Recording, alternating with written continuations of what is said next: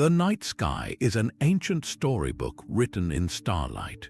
For thousands of years, every human culture has looked up and seen more than just points of light. They saw a divine cosmos teeming with meaning. This is a journey through 30 of the most astonishing legends ever conceived, from the world tree that holds reality together to the cosmic battles that forged the heavens. By the end, you will see the universe through the eyes of countless ancient civilizations, discovering the profound truths they sought in the stars. How did a dragon coiled around the earth become a symbol of creation? What secret does a dark patch in the Milky Way hold? These are not mere fairy tales, but the foundational attempts of humanity to explain everything from the sunrise to the very nature of existence, filled with gods, heroes, and cataclysmic wars that shaped reality itself. What does our endless need to mythologize the cosmos say about us? Our story begins not with a bang, but with a tree. A single, impossibly vast ash tree whose roots and branches hold the entire universe together. In the frozen north, the Norse people envisioned existence as a great, living entity named Yggdrasil. This was no ordinary tree. Its 3 enormous roots drank from 3 separate mystical springs, each anchoring a different part of reality. One root stretched into Asgard, the realm of the gods, nourished by the well of Erd where the Norns, the 3 sisters of fate, wove the destinies of all beings. Another root found its way to Jotunheim, the land of the giants, fed by Mimir's well, a source of infinite wisdom guarded by its namesake. The third and final root descended into the freezing mists of Niflheim, the primordial world of ice and mist, where it was constantly gnawed and torn at by a fearsome dragon named Nidhogg. This creature, whose name means malice striker, was not simply a monster. It represented the inevitable forces of decay and entropy, forever chewing at the foundations of the world, a constant reminder that even the cosmos is subject to a slow, consuming end. High above, the branches of Yggdrasil cradled the other realms. Midgard, our own world of humanity, rested in its middle trunk. The lofty canopy held Asgard itself, home to Odin, Thor, and the rest of the Aesir gods. A squirrel named Ratatoska ran endlessly up and down the trunk, carrying insults between the eagle perched at the top and Nidhogg at the bottom, spreading discord throughout the cosmic system. This was not a static model of the universe, but a dynamic, living, and suffering one. The tree was an axis, a central pillar around which all of creation turned. It embodied the entire cycle of existence, from the fateful waters at its base, to the divine light in its highest leaves, to the destructive force at its deepest root. Yggdrasil contained life, wisdom, destiny, and death all within its immense form. It was a map of everything, a legend that explained not just where things were, but how they were connected in a delicate, eternal balance between creation and destruction. Yet even a world tree requires nourishment drawn from the deep and mysterious waters of creation. From the frozen roots of Yggdrasil, our journey now takes us to a warmer, more turbulent primordial sea. In the vast cosmology of ancient India, before the world as we know it existed, there was only an endless, shimmering ocean of milk. This was not a place of gentle waves, but a cosmic reservoir containing all potential, every treasure, and every terror yet to be born. The gods, known as the Devas, and their eternal adversaries, the Asuras or demons, found themselves weakened and mortal. Their salvation was a divine nectar called Amrita, the elixir of immortality, which lay hidden at the very bottom of this infinite ocean. To obtain it, they forged a temporary, uneasy alliance, embarking on an endeavor of cosmic scale known as the Samudra Manthan, the churning of the Milky Ocean. The plan was as audacious as it was literal. They uprooted the colossal Mandara mountain to use as a churning rod. The great serpent king, Vasuki, agreed to serve as the churning rope. The gods took hold of Vasuki's head while the demons gripped his tail, and they began to pull him back and forth, rotating the mountain in the ocean. The visual is staggering, a titanic tug of war that churned the fabric of reality itself. But the mountain began to sink into the soft ocean floor. In that critical moment, the preserver god Vishnu took the form of a giant turtle, Kurma, diving beneath the mountain to support its immense weight on his shell. With the foundation secured, the churning resumed, a collaborative effort between opposing forces that would stir the universe into being. The ocean did not yield its treasures easily. Before the nectar appeared, it produced a series of astonishing and often deadly creations. First came a deadly poison known as halahala, a vapor so toxic it threatened to consume all of creation. To save the universe, the powerful god Shiva gathered the poison into his hands and drank it. His consort, Parvati, gripped his throat to stop the poison from descending, staining it blue forever, earning him the name Nilakantha, the blue-throated one. Only after this act of supreme sacrifice did the ocean begin to yield its wonders. The celestial physician Dhanvantari emerged with the pot of Amrita. The goddess of fortune and beauty, Lakshmi, arose from the waves, choosing Vishnu as her eternal consort. The moon, the divine white elephant Airavata, the wish-fulfilling cow Kamadhenu, and many other divine beings and objects surfaced from the depths. This legend is far more than a fantastical story. It is a profound metaphor for the spiritual struggle and the process of creation itself. The churning represents the inner turmoil required for enlightenment, the effort to stir our own consciousness to bring forth wisdom from its depths. The temporary alliance of gods and demons signifies that both our noble and base impulses are necessary for this work. The emergence of poison before nectar teaches that great rewards are often preceded by great trials, and that the universe itself was born from a dynamic, often violent, tension between opposites. The entire cosmos, in this view, is the product of a divine and relentless churning, where every star, every planet, and every living soul is a treasure drawn from the infinite, milky ocean of possibility. What other cosmic treasures were forged in the fires of such divine conflict? Our next legend takes us to the very beginning of time, to a silence so profound it held the seed of all sound. From that cosmic churning, we travel to a land where the sky itself is a story written in darkness rather than light. For the Aboriginal peoples of Australia, the universe was not created in a distant past, but is continuously being sung into existence through the eternal dreamtime. This is not a time as we understand it, but a parallel, sacred dimension where ancestral beings walked the earth, shaping its rivers, mountains, and stars through their journeys and actions. Their laws, their art, and their very identity are woven from these stories, and the night sky is one of their most profound texts. There, etched not by stars but by the black spaces between them, lies one of the most elegant celestial maps ever conceived, the emu in the sky.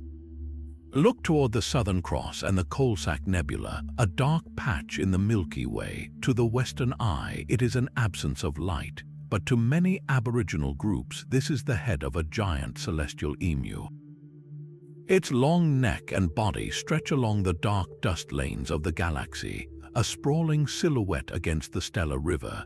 This is a dark constellation, a figure defined by emptiness, a powerful reminder that meaning can be found in the voids as much as in the points of light. The position of this emu in the sky is not random, it is a precise and practical calendar. When the emu appears horizontal in the evening sky during early autumn, around March and April, it is seen as running across the land. This coincides with the time when real emus are running, pairing up and fattening themselves for the breeding season. Later, as the Earth continues its orbit, the celestial emu appears to shift. By late autumn, it seems to be sitting down, its shape now vertical in the sky. This is the crucial signal. On the ground, the real female emus are now sitting on their nests, incubating their large, dark green eggs. The sky is literally mirroring the Earth. For countless generations, this was the sign that emu eggs were ready to be gathered, a vital source of food timed perfectly by the heavens. The connection goes even deeper into creation itself. In some rock art sites, like those in Ku Ring Gai Chase National Park, you can find a breathtaking echo of this sky map. A majestic engraving of an emu on the ground is often positioned so that, during certain times of the year, the celestial emu in the night sky appears to be standing directly above its stone counterpart. In that moment, the dream time and the present, the sky and the earth, are united. This is not simply stargazing for navigation. It is a living philosophy where astronomy, ecology, law, and spirituality are one inseparable whole. The emu in the sky teaches that the cosmos is participatory, actively guiding and reflecting life on Earth. It represents a knowledge system passed down orally for over 60,000 years, a continuous songline written in the dust of the galaxy itself. This profound integration of myth and reality shows us that a legend is not just a story about the world. It can be a direct, practical, and sacred instruction manual for living within it. But the Dreamtime's peaceful songlines give way to a far more violent symphony of creation.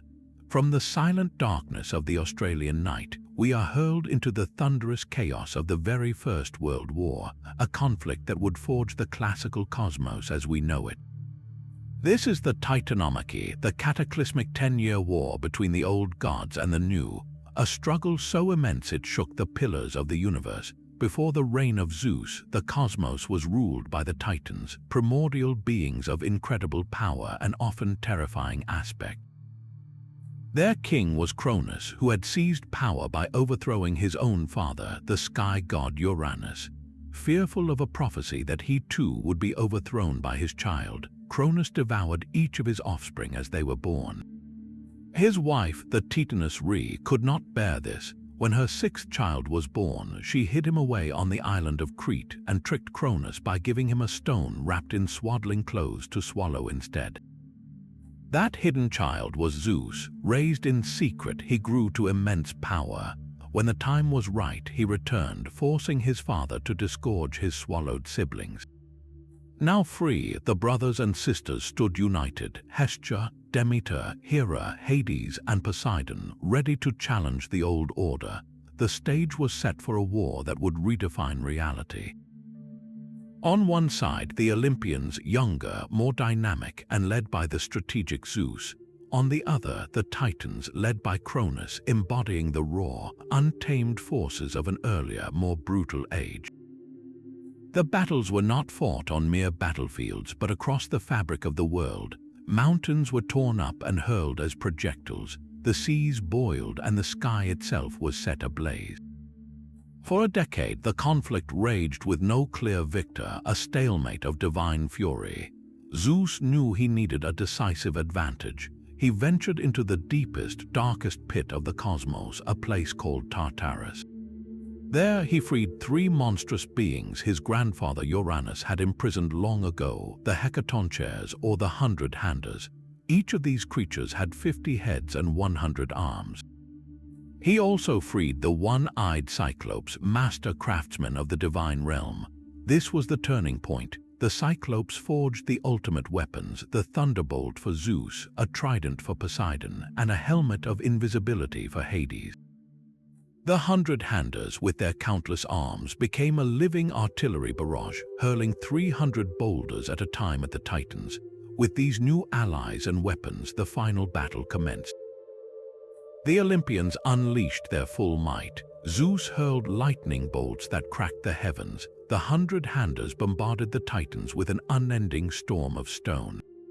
The earth groaned and the cosmos trembled. Finally, the Titans were overwhelmed. The victorious Olympians cast the defeated Titans down into the abyss of Tartarus, sealing them behind gates of adamantine, guarded forever by the very 100-handers who helped secure their victory.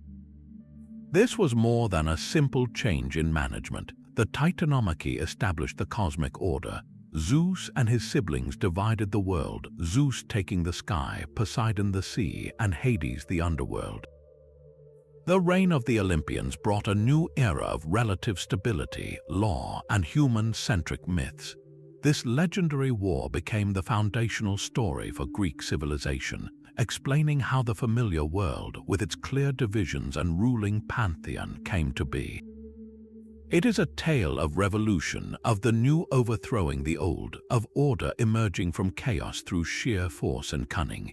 It is a drama painted on pottery, carved into marble, and sung by poets, a reminder that even the heavens were one in a struggle of unimaginable scale.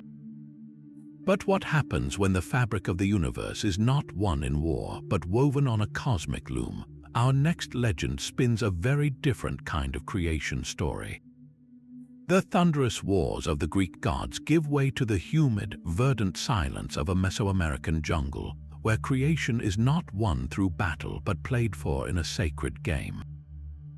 For the Maya, the universe was held together by the Wakachan, the world tree, a colossal ceiba tree with roots deep in the watery underworld of Xibalba, its trunk piercing the middle world of humanity, and its branches reaching into the 13 layers of the heavens. This was the axis of all existence, a living conduit for spiritual energy. But the story of how this cosmic order was secured is one of trickery, sacrifice, and a deadly bowl game. It centers on two extraordinary brothers, the hero twins, Hunahpu and Xbalanque. Their father and uncle, also named Hunahpu, had been great ball players whose noisy games in the upper world annoyed the lords of Xibalba. The death gods lured them down into the underworld, subjected them to a series of impossible tests in dark houses filled with blades, cold, and jaguars, and ultimately defeated and sacrificed them. The head of one brother was placed in a calabash tree which miraculously bore fruit. A daughter of a death lord visited the tree, and the skull spoke to her, spitting into her hand and magically impregnating her. She fled back to the upper world and gave birth to Hunahpu and Xbalanque, the new hero twins, destined for vengeance and cosmic renewal. The twins were brilliant and cunning.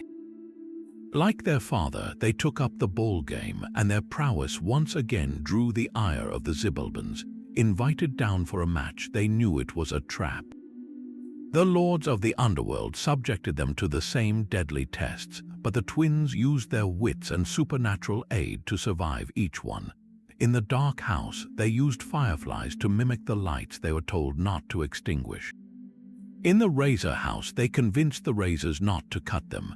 Their greatest trial, however, was the ball game itself, played on a grand court that symbolized the cosmos, with the rubber ball representing the sun. The Xibalbans cheated relentlessly, using magical balls and deceptive plays, but the twins were smarter.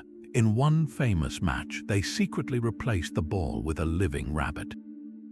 When they hit it, the rabbit scampered away, and while the confused Death Lords chased it, the twins stole the victory. Finally, after a series of games and deceptions, the twins allowed themselves to be sacrificed, seemingly defeated. But this was their ultimate trick. After their bones were ground and thrown into a river, they resurrected themselves, first as fish, then as poor, wandering performers. Returning to Xibalba disguised as humble entertainers, they performed miracles, dancing, burning houses and restoring them, and even sacrificing a dog and bringing it back to life. The enthralled Death Lords demanded to see the ultimate act, to be sacrificed and brought back to life. The twins agreed. They sacrificed the Lord of Xibalba, but then refused to bring him back, breaking the cycle of death and proving their ultimate power.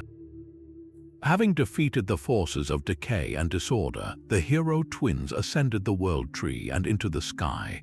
Hunahpu became the sun, and Xbalanque became the moon, eternal players in the celestial ball game whose rising and setting defined day and night. Their story, recorded in the Popol Vuh, is far more than an adventure. It explains the cycle of the seasons, the necessity of cunning over brute force, and the sacred nature of the ball game as a ritual reenactment of this cosmic struggle between life and death, order and chaos.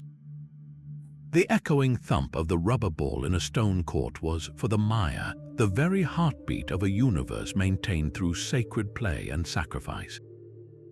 While the Maya saw the sun as a celestial ball player, the ancient Egyptians witnessed a far more perilous voyage. Every evening, as the sun dipped below the western horizon, the Egyptians believed it was not setting but beginning the most dangerous journey of all. The sun god Ra, the king of the deities, would board his magnificent solar bark, a divine ship named Manjet, and descend into the Juat, the treacherous realm of the underworld.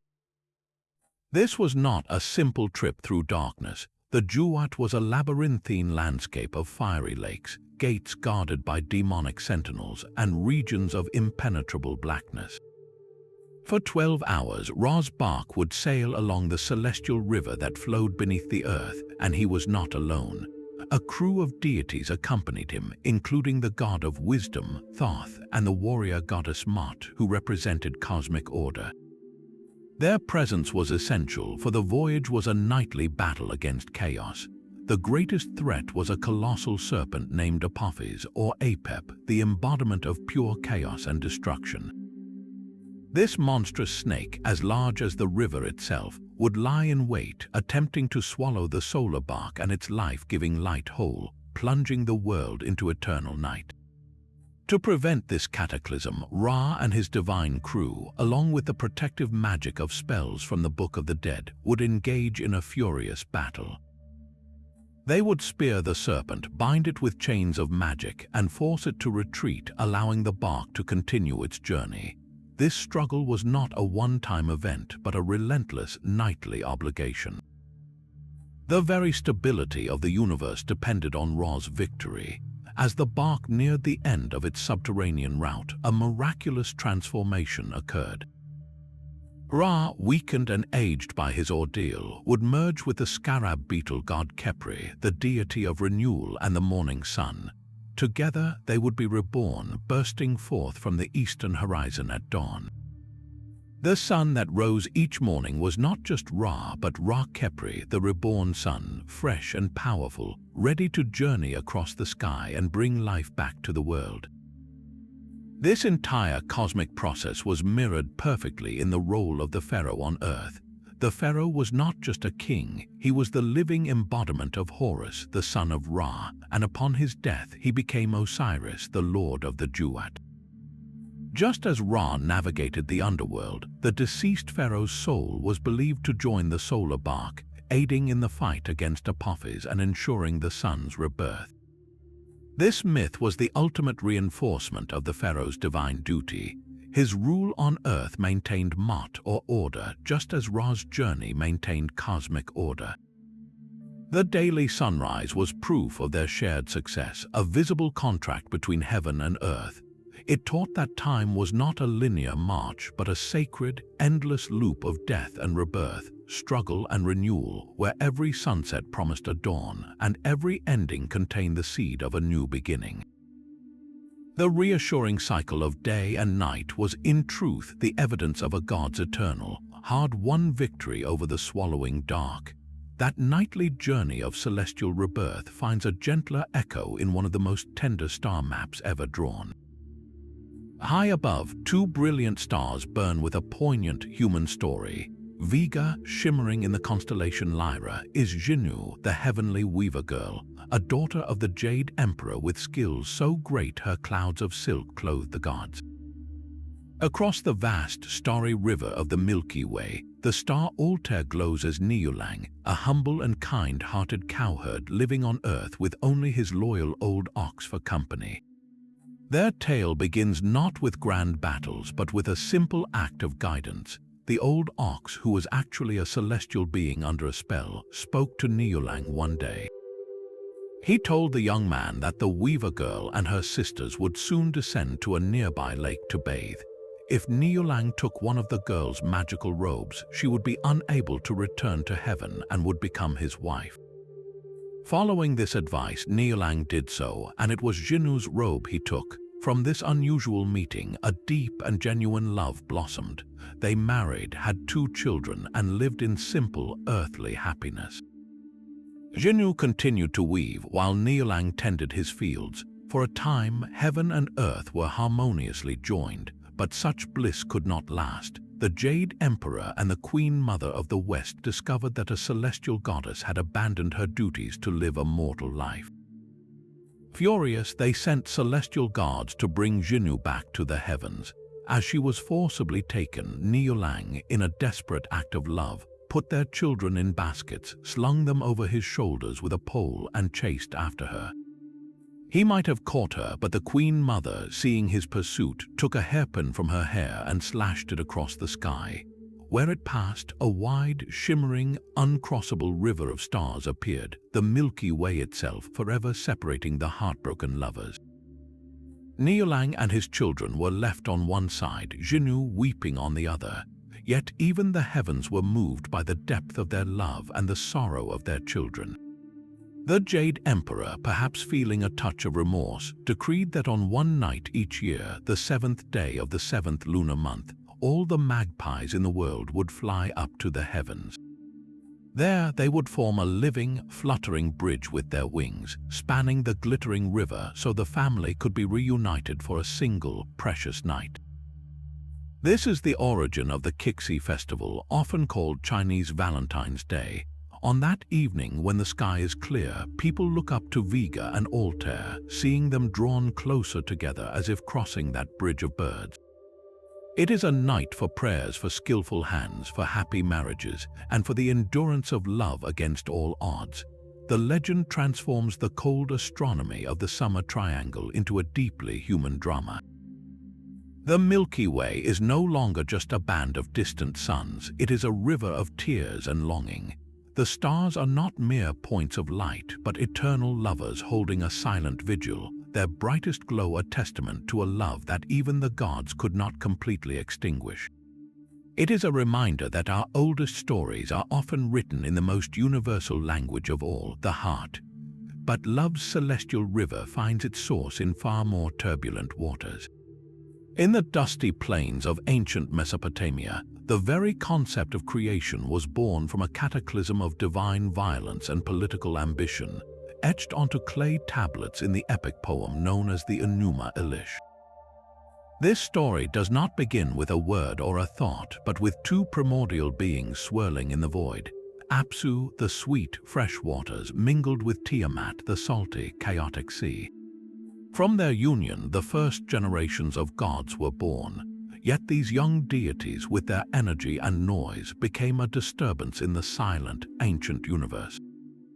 Apsu, weary of the clamor, plotted to destroy his own children to restore quiet. But the clever god E, the god of wisdom and magic, learned of the plot. He struck first, casting a powerful spell of sleep upon Apsu, slew him, and then built his own splendid temple upon the slain god's body. There, with his consort Damkina, E fathered a son of extraordinary power, Marduk. This child was born with 4 eyes and 4 ears, and flames flickered from his lips when he spoke.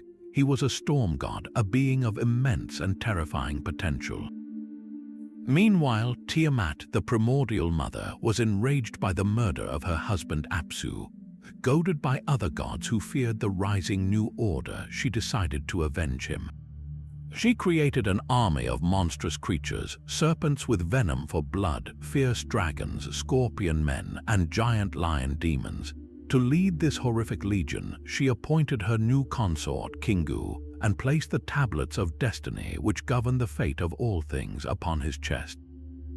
The elder gods were terrified. One by one, they went to face Tiamat's chaos, and one by one, they fled in defeat. The cosmic order itself hung in the balance. In this moment of crisis, the gods turned to the young, mighty Marduk. He agreed to be their champion, but only on one condition. If he succeeded, he must be granted supreme and unquestioned kingship over all the gods. Desperate, they agreed, holding a grand feast where they proclaimed his destiny and vested him with absolute authority. Marduk prepared for battle. He crafted a mighty bow, filled his quiver with lightning bolts, gathered the 4 winds to serve him, and created a devastating net to ensnare Tiamat. He mounted his storm chariot, drawn by 4 ferocious steeds, and rode out to meet the embodiment of primordial chaos. The confrontation was epic. Tiamat opened her massive jaws, a chasm seeking to swallow creation itself. But Marduk was cunning. He drove the raging winds into her mouth, inflating her body so she could not close it. As she gaped, helpless, he shot a single, fateful arrow down her throat. It pierced her heart and her life force was extinguished. With the monstrous army scattering in terror, Marduk stood victorious over the colossal corpse. What he did next defined the physical world. He took Tiamat's vast, lifeless body and split it into two halves like a giant clamshell. With one half, he arched the heavens, creating the sky and placing the stars within it. With the other half, he fashioned the earth, the mountains rising from her flesh, the rivers flowing from her eyes. He organized the celestial bodies, established the cycles of day and night, and set the cosmic laws in motion. From chaos he crafted order, but the story was not merely a cosmic one, it was profoundly political. Marduk was the patron god of the city of Babylon. The Enuma Elish was recited during the Babylonian New Year festival, a ritual reaffirming the king's divine right to rule as Marduk's representative on earth. By elevating Marduk to the head of the pantheon, the myth also elevated Babylon itself to the center of the universe, the very place where order was secured from chaos. The monstrous form of Tiamat, depicted on cylinder seals as a hybrid dragon serpent, was not just a villain, she was the necessary raw material of existence. Her defeat was not annihilation but transformation. The world itself, in this view, is built from the body of a vanquished goddess, a permanent monument to a battle that carved reality from the bones of chaos. From the cosmic corpse of a goddess, we sail to the open ocean, where the horizon is a line drawn between sea and sky, and the sun itself is a force to be tamed. For the Polynesian voyagers, masters of the greatest ocean on Earth, the heavens were not just a storybook but a practical tool for survival. Their most beloved hero, the trickster demigod Maui, embodied this spirit of daring ingenuity.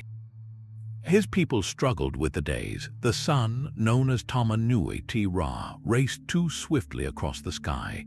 Days were short, nights were long, and there was never enough daylight for the vital tasks of fishing, tending crops, and drying tapa cloth.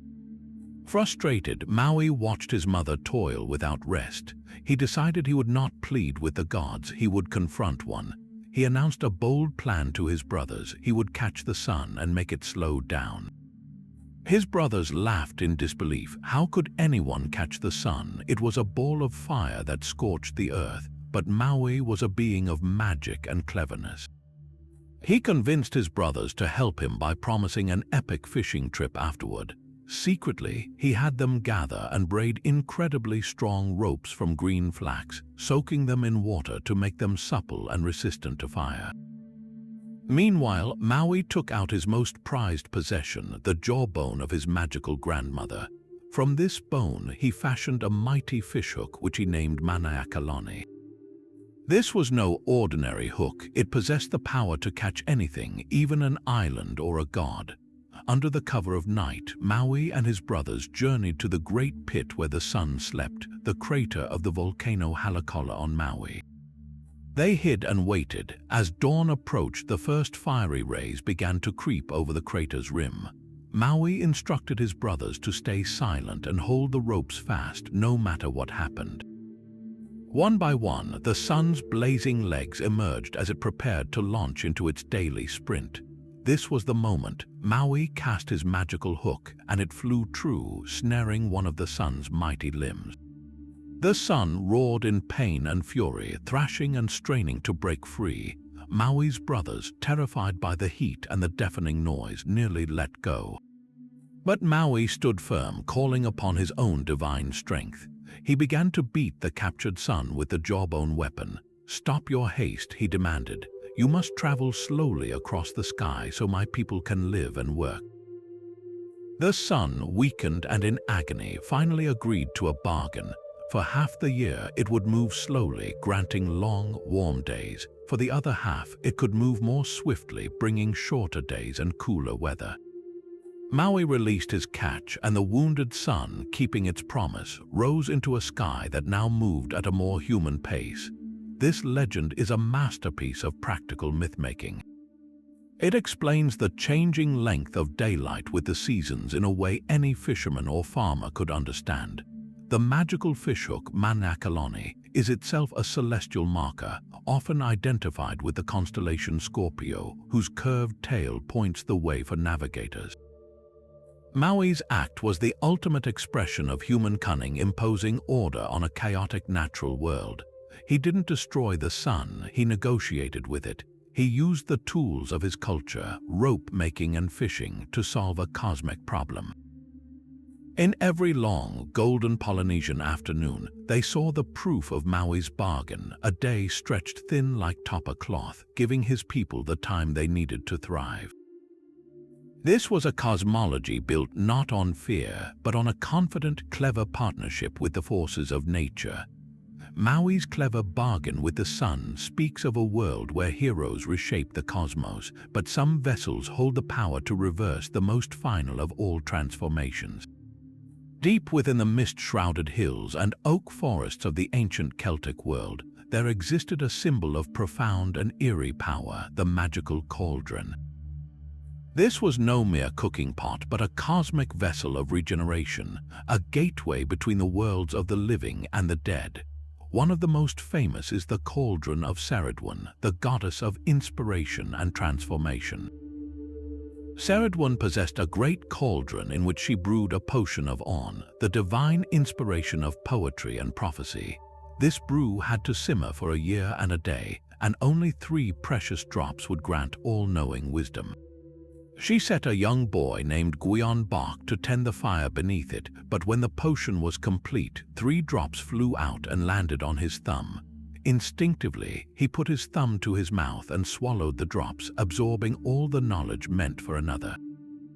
Enraged, Ceridwen pursued him in a shape-shifting chase through the land, each transforming into different animals until finally, as a hen, she swallowed him when he was a grain of wheat. She later gave birth to him as a new child who would become the greatest bard of all, Taliesin. This cauldron did not restore life, but bestowed a kind of rebirth through divine knowledge, forging a new identity from the raw materials of the old. But another cauldron dealt more directly with mortality itself. In the epic Welsh tales of the Mabinogion, the giant king Bran the Blessed possessed a magical cauldron with a far more startling property. It was a gift from a giant from Ireland, and it held a grim and miraculous power. If a dead warrior was placed inside it, he would be restored to life.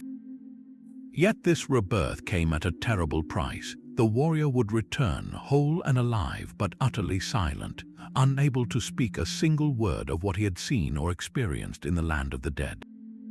This cauldron was not a tool of joyful resurrection, but a factory for creating a mute army, soldiers stripped of their stories, their voices lost to the other world.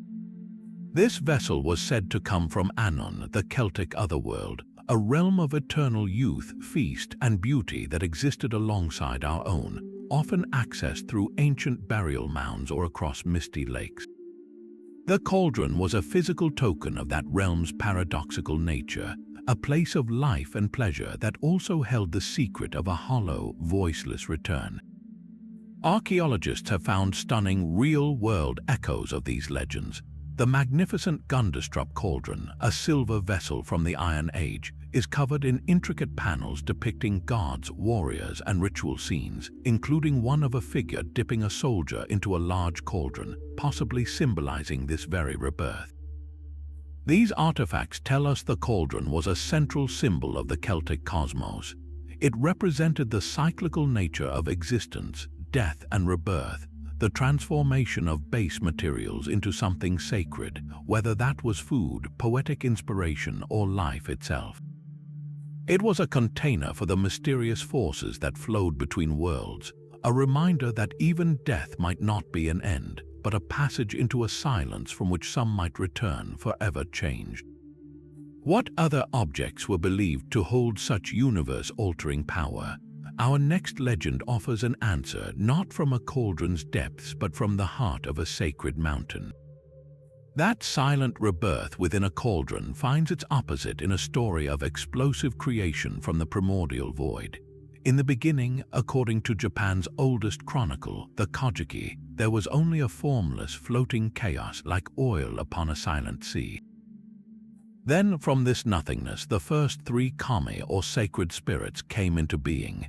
Generations of deities followed until finally, two pivotal kami were commanded to give shape to the world below. These were Izanagi, the male who invites, and Izanami, the female who invites, standing upon the floating bridge of heaven which connected the celestial plane to the watery abyss. They were given a magnificent jeweled spear, aim no nuboko. They dipped this spear into the churning brine below and stirred. When they lifted it, the brine that dripped from its tip coagulated and formed an island. This was Onagoro, the first solid land, the self-forming island. The two deities descended to this new land and performed a marriage ritual, circling a central pillar from opposite directions. When they met, Izanami spoke first, greeting her husband. Though they united and gave birth to their first children, these offspring were malformed or incomplete, like leech children or islands of foam. Consulting the older gods, they learned the flaw was in the ritual. The woman must not speak first. They repeated the ceremony, this time with Izanagi initiating the greeting. From this correct union, the 8 main islands of Japan were born, followed by the kami of the mountains, rivers, wind, and trees. Their collaboration wove the very fabric of the Japanese archipelago, a land born from divine intention and precise ritual. But this harmony was shattered by a tragic event. While giving birth to the kami of fire, Izanami was grievously burned and descended to the land of the dead, Yomi. A grief-stricken Izanagi could not accept her loss and journeyed after her. In the oppressive darkness of Yomi, he found her, but she warned him not to look at her. Ignoring her plea, he lit a torch. The light revealed her body rotting and covered with maggots. Horrified, Izanagi fled, and a humiliated and furious Izanami sent hideous shikome, or foul women, and an army of thunder kami to pursue him. He barely escaped, blocking the entrance to Yomi with a massive boulder, forever separating the worlds of the living and the dead. This myth explains not only death's permanence but also the origin of pollution and purification, central concepts in Shinto. Returning to the world, Izanagi performed a ritual cleansing in a river. As he washed his left eye, the sun goddess Amaterasu was born. From his right eye came the moon god Tsukuyomi, and from his nose the storm god Susanoo. Izanagi, overjoyed, gave Amaterasu his necklace and rule over the high plane of heaven, making her the radiant sovereign of the kami and the ancestral deity of Japan's imperial line. Yet even her light was not constant. Her brother, the unruly Susanoo, went on a rampage through her heavenly rice fields and threw a flayed horse into her weaving hall. In grief and fury, Amaterasu retreated into the Ama no Iwato, the heavenly rock cave, and sealed the entrance. The world was plunged into darkness and chaos reigned. To lure her out, the other kami devised a clever plan. They gathered outside the cave and staged a raucous celebration. They hung sacred jewels and a mirror on a tree, and the goddess Aim no Uzum began a wild, ecstatic dance upon an upturned tub, stamping her feet and disrobing, sending the assembled kami into roars of laughter. Hearing the uproarious joy, a curious Amaterasu cracked open the cave door and asked why they were celebrating without her. They told her a greater, more magnificent goddess had arrived. When she peeked out, they held up the mirror, and seeing her own dazzling reflection, she was drawn further out. A strong kami quickly pulled her from the cave, and light was restored to the world. This profound myth explains solar eclipses as Amaterasu briefly hiding her face, and the mirror, jewel, and sword became the 3 sacred imperial regalia of Japan.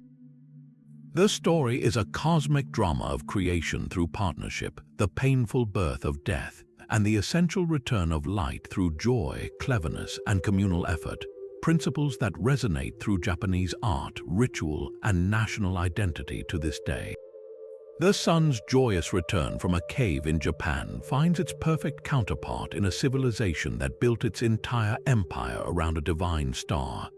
For the Inca, whose realm stretched along the spine of the Andes, the cosmos was a perfectly ordered, 3-tiered reality known as the Patches. This was not a vague spiritual concept, but a precise architectural model of existence that governed everything from city planning to agriculture. At the summit was Honan Pacha, the upper world. This was the realm of the celestial deities, the sun, moon, stars, and the great creator god Viracocha. It was a place of order, light, and eternal potential, the source of all life-giving energy. Below it, connected yet separate, was Pacha, the middle world. This was our world, the land of the living, of humans, animals, and plants. Pacha was a place of dynamic tension, a flat disk suspended between the glorious influences of Honan Pacha above and the powerful ancestral forces from below. And that below was Pacha, the inner world. This was not a hell, but a subterranean realm of origins, fertility, and the dead. It was the home of ancestors, the source of springs and seeds, and a place of immense, raw creative power. The three realms were in constant, necessary communication. A mountain peak touching the sky was a sacred nexus to Honan Pacha. A cave or a spring breaking through the earth's surface was a Pacarina, a portal to Pacha. The entire Inca universe was alive with these connections, and maintaining the flow between them was the fundamental duty of humanity. At the center of this cosmic system was Inti, the sun god. More than just a celestial body, Inti was the divine ancestor of the Inca royal line, the emperor himself being the son of the sun. Inti provided light, warmth, and the energy that made crops grow, and his journey across the sky was a daily reaffirmation of the cosmic order. His representation was the golden sun disk, often with a human face radiating beams of light. This gold was not mere wealth, it was the sweat of the sun, a physical piece of the divine realm of Honan Pacha made manifest on earth. To honor Inti was to ensure the stability of all three worlds.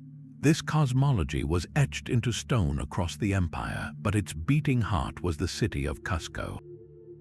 Cusco was not just a capital, it was the cosmological center of the universe. The city itself was designed in the shape of a giant puma, a sacred animal, with the fortress of Sacsayhuaman forming its head. More importantly, Cusco was the hub of the SEC system, an invisible but meticulously mapped network of 41 radial lines that extended out into the empire. Each SEC line was dotted with huacas, which could be springs, stones, tombs, or temples, each serving as a shrine and a point of contact with the different patches. This system organized all of space, time, and ritual. It dictated which clans were responsible for maintaining which huacas and on what days ceremonies must be performed to ensure water flowed, crops grew, and the sun rose. The famous site of Machu Picchu is a breathtaking physical expression of this three-world philosophy. The agricultural terraces claw into the mountain, taming Pacha. The Temple of the Sun, with its perfectly aligned windows for solstice sunrises, reaches directly for Honan Pacha, and the many natural caves and ritual stones found throughout the site are direct conduits to Pacha. Here, a priest or emperor could literally stand at the intersection of all worlds, mediating the energies that sustained life itself. The Inca cosmos was a masterpiece of integrated thought, where astronomy, geography, politics, and spirituality were one seamless whole, a divine contract written not on paper, but across the monumental landscape of an entire continent.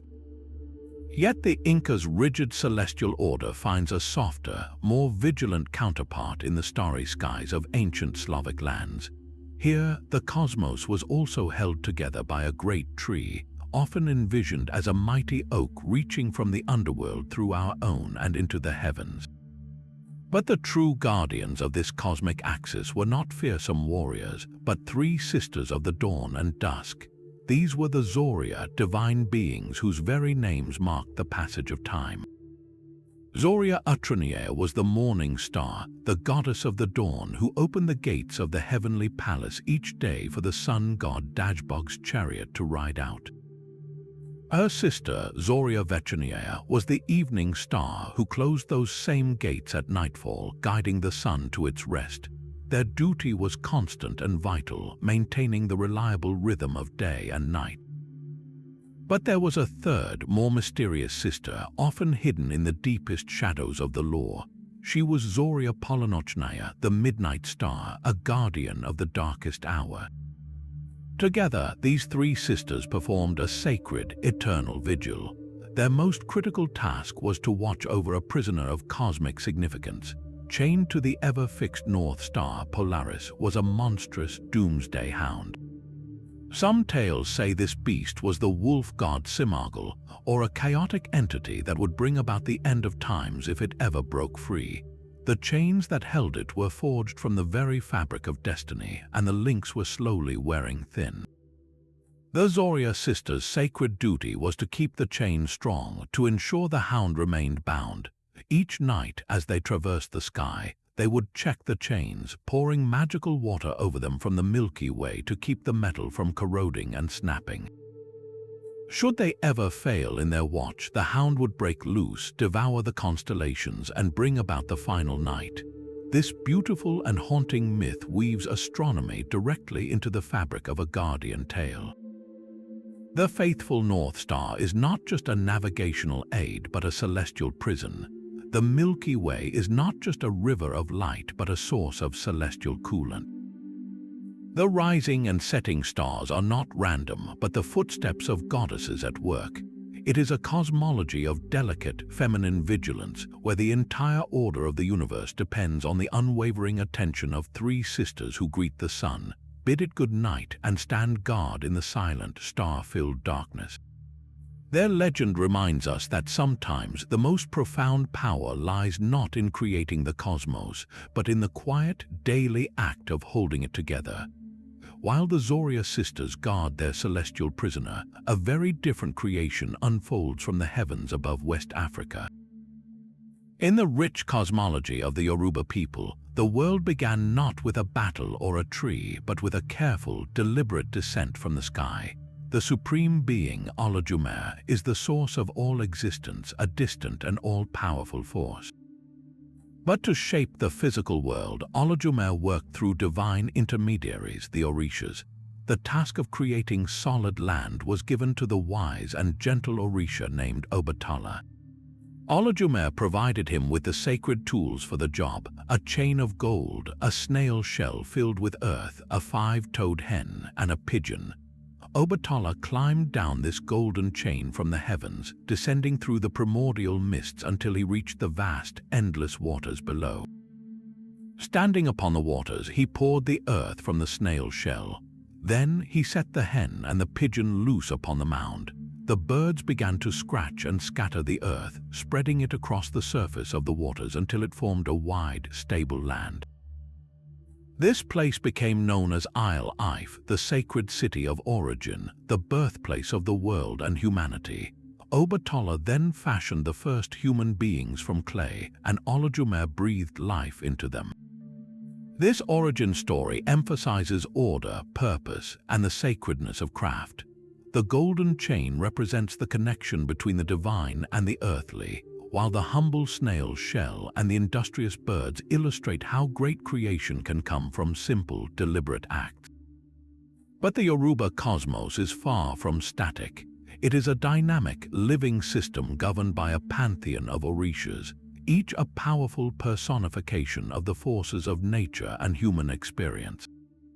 Take Shango, perhaps the most famous Orisha. He is the king of thunder and lightning, a figure of immense power, justice, and masculine energy. His symbol is the double-headed axe, and the crack of thunder is the sound of his wrath or his dance. He is not merely a god of storms, he represents the explosive power of truth, the swift strike of retribution, and the unstoppable force of change. His counterpart and often wife is Oya, the Orisha of winds, tornadoes, and the marketplace. She guards the gates of the cemetery and commands the whirlwind. Oya is the spirit of sudden transformation, the wind that sweeps away the old to make way for the new. She is fierce, independent, and embodies the powerful, often chaotic, breath of life and death.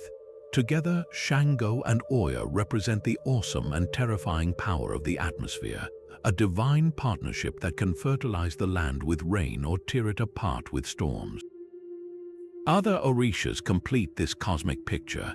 Yamoja is the mother of waters, the orisha of the ocean and motherhood, a source of nurture and depth. Argun is the lord of iron, war, and technology, the patron of all who work with metal, from surgeons to soldiers. These deities are not distant rulers but active participants in the world. Their stories are told through vibrant art, in the intricate carvings of wooden statues, the rhythmic patterns of indigo-dyed adaya cloth, and the powerful, sweeping forms of ceremonial masks worn in festivals. Each color, each symbol, each bead in a priest's necklace tells a part of their story. This is a cosmology where the divine is immanent, woven into the fabric of daily life. The thunderstorm is not just weather, it is Shango passing by. The rushing wind is Oya's voice. The Yoruba universe is a sacred, animated whole, where every natural force has a personality, a story, and a proper way to be honored, maintaining balance between heaven, earth, and the lives of humanity. But the Yoruba's living pantheon of natural forces stands in stark contrast to a solitary goddess whose journey would define the very meaning of loss and return. In the sun-baked cities of ancient Sumer, the most powerful deity was not a distant sky father, but a passionate, complex goddess of love, war, and fertility named Inanna. Her story, carved into clay tablets over 4,000 years ago, is one of the oldest and most psychologically profound epics ever written, a descent into the ultimate darkness. It begins not with a conflict but with a chilling decision. Inanna, the Queen of Heaven, resolved to descend to the underworld, the land of no return, ruled by her stern and unforgiving sister, Ereshkigal. Her reasons are shrouded in mystery, perhaps to attend the funeral of Ereshkigal's husband, or perhaps to challenge her sister's power and claim the underworld for herself. Before leaving, she instructed her loyal servant, Ninchuba, that if she did not return after 3 days, Ninchuba must raise a lament in the temples and seek help from the great gods. Then Inanna, dressed in her full divine regalia, a crown upon her head, lapis lazuli beads around her neck, a golden breastplate, and royal robes. Thus adorned, she approached the first of 7 gates that led to the great below. At each gate, she was met by a silent netherworld guardian. The gatekeeper, following Ereshkigal's orders, demanded she remove 1 piece of her divine attire as the price of entry. At the first gate, her crown was taken. At the second, her beads. Gate by gate, she was stripped of her symbols of power, status, and identity, until at the 7th and final gate, she stood completely naked. This was not mere robbery, it was a systematic annihilation of the self. Every attribute that defined Inanna as a goddess was removed, leaving only her vulnerable, essential being. She entered the throne room of Ereshkigal, who sat surrounded by the 7 judges of the underworld, the Anunnaki. Inanna, in a final act of defiance, attempted to seize her sister's throne. In a fury, Ereshkigal fastened the eye of death upon her. Inanna was turned into a corpse, a piece of rotting meat, and hung on a hook on the wall. Above, in the world of the living, all fertility ceased. Animals would not mate, plants would not grow, and love itself withered. The 3 days passed. True to her word, Ninchuba raised the alarm. She went first to the gods Enlil and Nanna, but they refused to help, saying Inanna's pride had led her to her fate and the laws of the underworld were absolute. Finally, she went to the god of wisdom and fresh waters, Enki. Moved, Enki devised a clever plan. From the dirt under his fingernails, he created 2 sexless beings, the Kurgara and Galata. He gave them the food and water of life and instructed them on how to navigate the underworld's grim customs. They descended and found Ereshkigal in the throes of agonizing labor, crying out in pain. Instead of confronting her, they did something brilliant. They mirrored her suffering. Each time she groaned, they groaned with her. They shared her pain without judgment. Touched by this profound empathy, Ereshkigal offered them a gift. They asked only for the corpse hanging on the hook. she granted it. Immediately, they sprinkled the food and water of life on Inanna's lifeless body. She stirred and was resurrected. However, the laws of the underworld demanded a substitute. Inanna could not leave alone. Demonic Gala underworld beings ascended with her to claim a life in her place. They passed her faithful servant Ninjuba, but Inanna refused to give her up. They passed her sons, but she protected them. Finally, they came upon her husband, the shepherd god Dumuzi. He was not mourning her descent, but sitting upon her throne, dressed in fine clothes, celebrating. Enraged, Inanna fastened the eye of death upon him, and the Gala seized Dumuzi. Thus began the cycle that would explain the seasons. Through Dumuzi's sister's bargaining, it was decreed he would spend half the year in the underworld, and his sister would take the other half. When Dumuzi is below, the land is in mourning and nothing grows, the dry summer or barren winter. When he returns, life and fertility blossom anew. Inanna's descent is far more than a seasonal myth. It is a raw map of the human soul's journey through despair, loss of identity, and the necessity of hitting absolute bottom before true rebirth can occur. The stripping at the gates represents the surrender of ego. The empathetic creatures Inki creates show that healing often comes not from force but from shared suffering. And the painful, cyclical loss of Dumuzi acknowledges that resurrection always carries a cost, that life and death are eternally intertwined in a dance as old as the soil itself. The underworld cycle of grief and return finds a different rhythm in a land where myth and history blur into a single, shining legend. Across the misty hills of Britain, the story of King Arthur is not merely a tale of chivalry, but a cosmic drama written in stone, water, and starlight. At its heart lies a moment of divine selection, the sword in the stone. A young Arthur, serving as a squire, pulls a blade from an anvil set upon a stone when no knight of the realm can budge it. This is no feat of mere strength, but a test of sacred worthiness. The sword, often conflated with the later Excalibur, is a symbol of sovereignty drawn directly from the earth itself, as if the land had chosen its true king. But the more famous blade, Excalibur, carries even deeper otherworldly echoes. Given to Arthur by the Lady of the Lake, it rises from a watery realm that exists between worlds, a place of magic and timelessness. The scabbard, it is said, holds even greater power than the blade, for it prevents its wearer from losing blood, linking the king's physical vitality directly to a mystical, cosmic source. This weapon is not just forged of metal but of destiny. Arthur's reign establishes Camelot, a kingdom envisioned as a perfect, divinely ordained order on earth.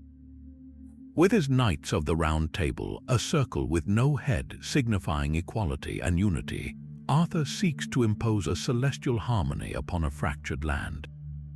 Camelot represents a brief, golden age where justice prevails and the land itself flourishes, a human reflection of the orderly heavens above. Its rise is a moment of cosmic alignment where human virtue and divine will are in sync. Yet, like all things under the sun, this perfection cannot last. The fall begins with a crack in that unity, the forbidden love between Lancelot and Guinevere, which fractures the fellowship of the Round Table. It culminates in Arthur's final, tragic battle against his own son, Mordred, at Camlan. Mortally wounded, the king does not simply die. He is borne away across the water to the mystical Isle of Avalon, a place shrouded in eternal mist where his wounds are tended. Avalon is not a grave, but a sanctuary outside of time, a parallel dimension where the once and future king sleeps, waiting for the hour of Britain's greatest need to return. This entire cycle, from the sword's emergence to the fall of the Round Table and the journey to Avalon, mirrors the great celestial patterns observed by the cultures who told these tales. The rise of a perfect kingdom is like the summer solstice, a peak of light and order. Its inevitable decay and battle is the descent into winter's darkness. And Avalon represents the promise of the returning sun, the hope of renewal after the longest night. The legend is woven into the British landscape itself. Glastonbury Tor, a lone hill rising from the Somerset levels, was long believed to be the Isle of Avalon, a physical portal to that other world. Medieval manuscripts illuminate these stories with brilliant colors, showing Arthur crowned by angels or receiving Excalibur from a hand rising from a lake, visually cementing the connection between his rule and divine providence.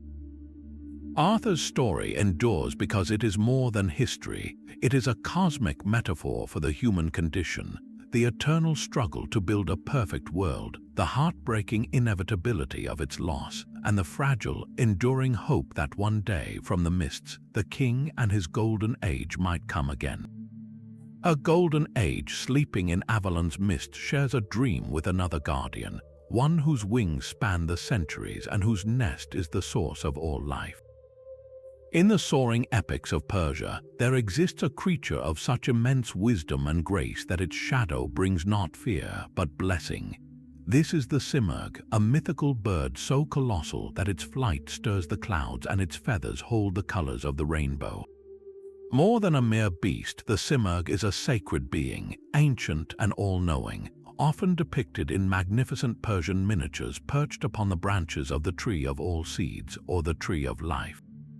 This cosmic tree stands alone in the middle of the Varukasha Sea, a primordial ocean, and every seed that will ever grow into every plant on Earth is said to hang from its luminous boughs. The simurgh's role is one of eternal protection, its presence ensuring the tree's safety and, by extension, the fertility of the entire world. Its nest is not made of twigs but of the tree itself, a perfect symbol of the creature's inseparable bond with the source of creation. This legend beautifully weaves together the threads of older Zoroastrian tradition, where the bird represents divine grace, with later Islamic mystical poetry, where it becomes a symbol of ultimate wisdom and the goal of a spiritual quest. The simurgh's most famous earthly appearance comes in the monumental epic, the Shahnameh, or the Book of Kings, written by the poet Ferdowsi over 1,000 years ago. Here, the simurgh intervenes in the saga of the legendary hero Zal. When Zal is born with hair as white as snow, his father, the warrior Sam, sees this as an ill omen and abandons the infant on a remote mountainside. The compassionate simurgh discovers the crying child, carries him to her lofty nest on the mountain of Alborz, and raises him as her own. She rears Zal with immense care, feeding him and teaching him the secrets of the ancient world. When the time comes for Zal to return to the world of men, the simurgh gifts him with a single, glowing feather from her own breast. "Burn this feather," she tells him, "whenever you face a great peril, and I will come to your aid." This feather becomes a tangible link between the cosmic and the mortal, a promise that divine wisdom is not remote but accessible in moments of dire need. True to her word, the simurgh later appears when Zal's wife, Rudebe, suffers a torturous labor that threatens both her life and that of their unborn child, the future hero Rostam. Zal, remembering, burns the sacred feather. The simurgh arrives, instructs him in a miraculous cesarean procedure, and saves both mother and child, thus ensuring the continuation of Persia's greatest heroic line. In this role, the simurgh is the ultimate guide and protector, a bridge between the raw, nurturing power of nature and the civilized world of human destiny. The intricate miniatures that illustrate these stories capture the simurgh's majestic form in dazzling detail, its plumage a tapestry of peacock-like eyes and swirling patterns, often shown cradling the infant Zal or soaring above the cosmic tree. This creature embodies a profound truth found across many cultures, that the most powerful forces in the universe are not always those of conquest, but of benevolent guardianship, and that true wisdom often makes its home in the most sacred, life-giving places. The simurgh's protective wisdom finds a powerful echo in the vast, rolling grasslands of North America, where a promise was woven into the very color of a sacred animal. The Lakota people tell of a time of great hardship when the buffalo were scarce and the people had lost their way. Two young men were out hunting when they saw a beautiful woman walking toward them across the prairie, dressed in white buckskin. One of the hunters was filled with impure thoughts and moved to approach her with disrespect. A great cloud suddenly enveloped him, and when it cleared, he was nothing but a pile of bones. The other hunter fell to his knees in reverence. The woman spoke, telling him to return to his camp and prepare the people, for she was Wope, the sacred white buffalo calf woman, and she carried a great gift for them all. The people prepared a ceremonial lodge as instructed. The divine being entered, walking in a sacred manner, sunwise around the circle. She carried a bundle, and from it she presented the people with the chanunpa, the sacred pipe.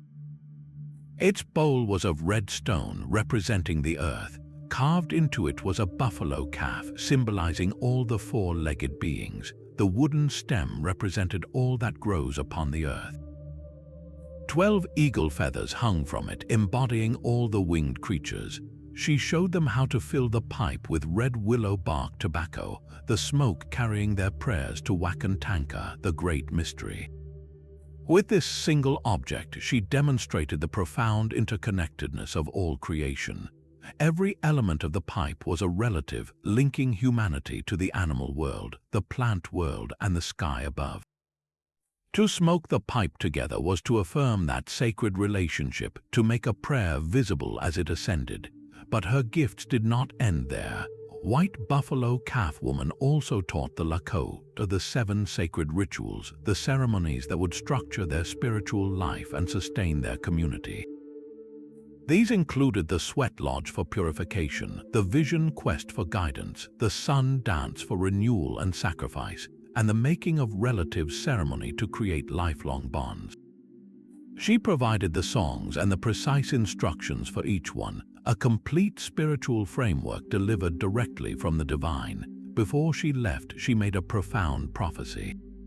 She told the people she would return one day for the sacred pipe, and as she walked away, she rolled over 4 times, each time transforming into a buffalo of a different color: black, brown, red, and finally, a pure white buffalo calf. Then she vanished over the horizon. This final transformation holds the core of the promise. The birth of a white buffalo calf is an exceedingly rare and sacred event, seen as a sign of hope and a direct fulfillment of a prophecy, indicating a time of profound spiritual renewal and a call to remember the original teachings. The story is not locked in the past, it is a living covenant. The white buffalo calf woman brought a system of life that emphasized harmony, respect, and responsibility. The pipe is not an artifact, but a living altar, a tool for binding the community together and to the entire cosmos. Her warning to the first hunter underscores the absolute necessity of purity of heart and intention when approaching the sacred. This legend encapsulates a whole philosophy where every ritual, every prayer, every act of respect for the animal and plant world is a thread in a web that holds reality in balance. It is a story of divine intervention that did not bring conquest but connection, a sacred map for living in right relationship with all things. The promise of the white buffalo calf woman, a covenant of harmony, stands in stark contrast to an object born not of divine gift, but of desperate desire and masterful craft.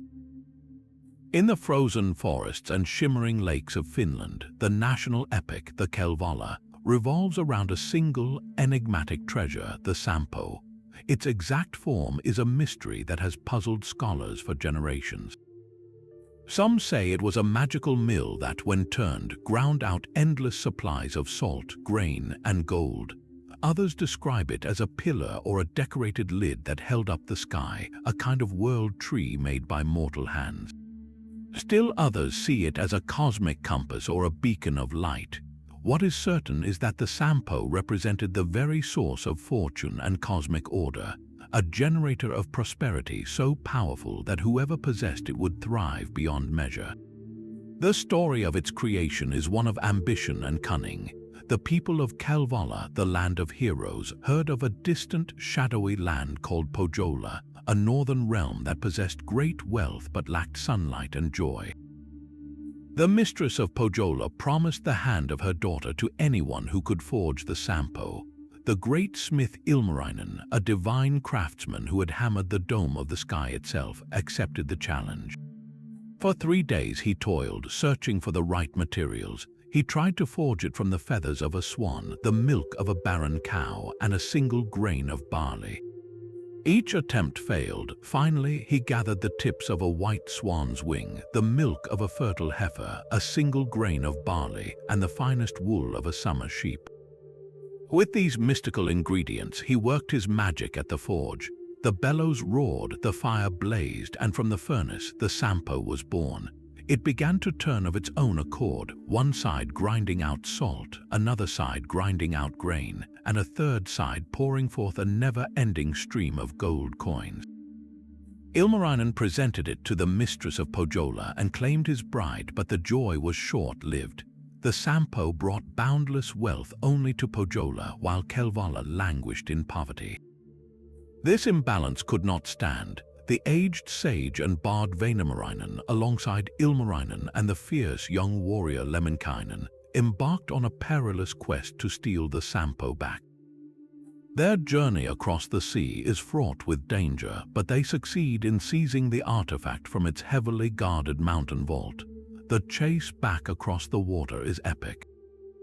The enraged mistress of Pohjola musters a great army and pursues them in a warship made of copper. A terrible battle ensues upon the waves. Väinämöinen uses his magical songs to calm the sea and confound the enemy, but in the chaos, the Sampo is knocked overboard. It shatters on the seabed, its pieces scattering across the ocean floor. The heroes manage to salvage only a few small fragments, which they bring home. Even these broken pieces are enough to bring some modest prosperity to Kalevala. The largest part of the wreckage, however, remains at the bottom of the sea, where it continues to grind, churning out salt and creating the ocean's currents. This is why the epic tells us the sea is salty.